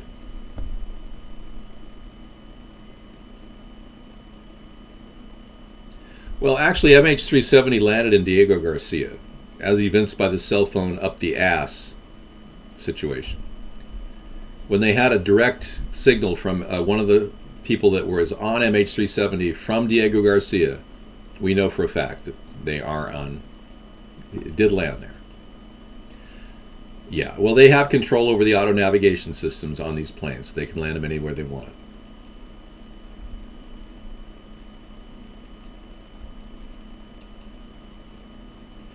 There's no need to find anything. The MH370 was staged as a crash site in Ukraine. MH17 was blown out of the sky. That's what we'll talk about on tomorrow. Because there is absolute evidence that Vladimir Putin had satellite photographs of a staged positioning of a plane 3 days before MH17 was shot at. Putin believes it was an attack on his plane. The MH17 crash was fake. They positioned cadavers and bodies 3 days in advance of that actual crash. They vaporized MH17 was vaporized in the sky. MH370 was the same plane as MH17. They needed to stage a crash because it was an attack on Putin, according to Putin. That's what he believes. Anyway, yeah, I could talk about this tomorrow night. We're also going to talk about the 9/11 attack tomorrow night, talking about all the truth that we do know. Missing evidence, cover-ups, the truth behind what really went on during that attack. Why did they did it? Why somebody would have wanted to do it? All of that we'll talk about tomorrow. Truth Tuesday. We've got lots of good research here. Yeah, this is an interactive show, and we take links and all kinds of input from many people.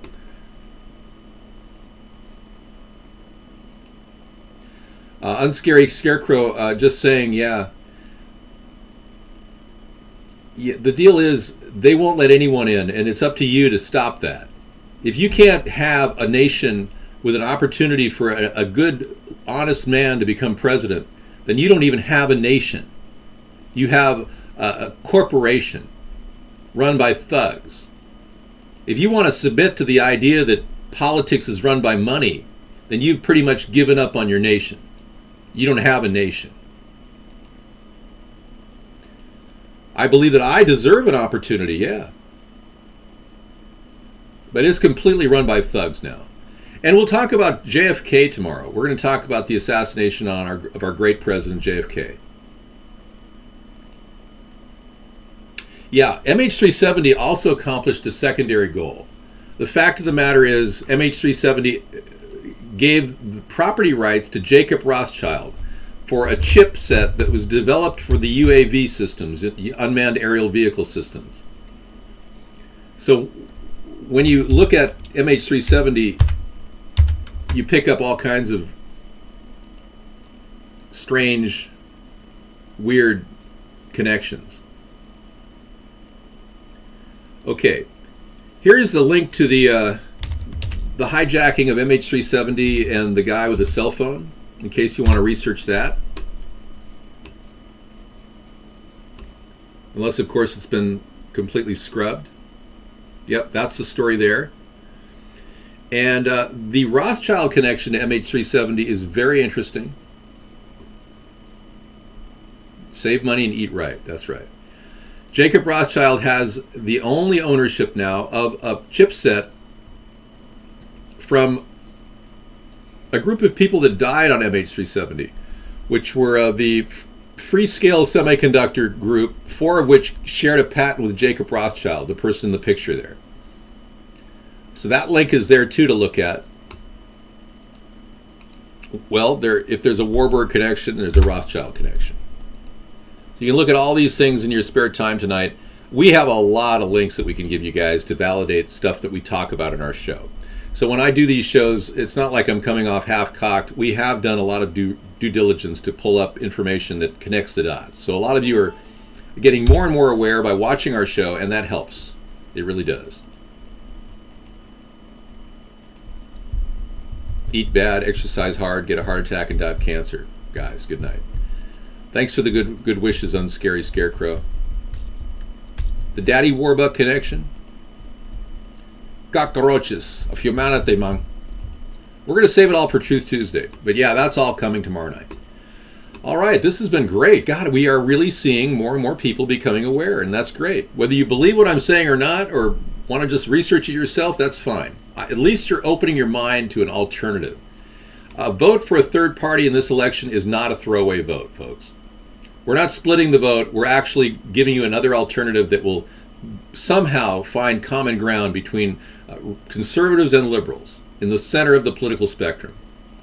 Here is that. You want me to play something really horrific, emergency ward horrific situation? I want to play a little bit something prior to that, because there it is. Truth about vaping. All right, good night, everybody. Thanks for coming in. Take it easy. Enjoy the show. Most of you have probably seen our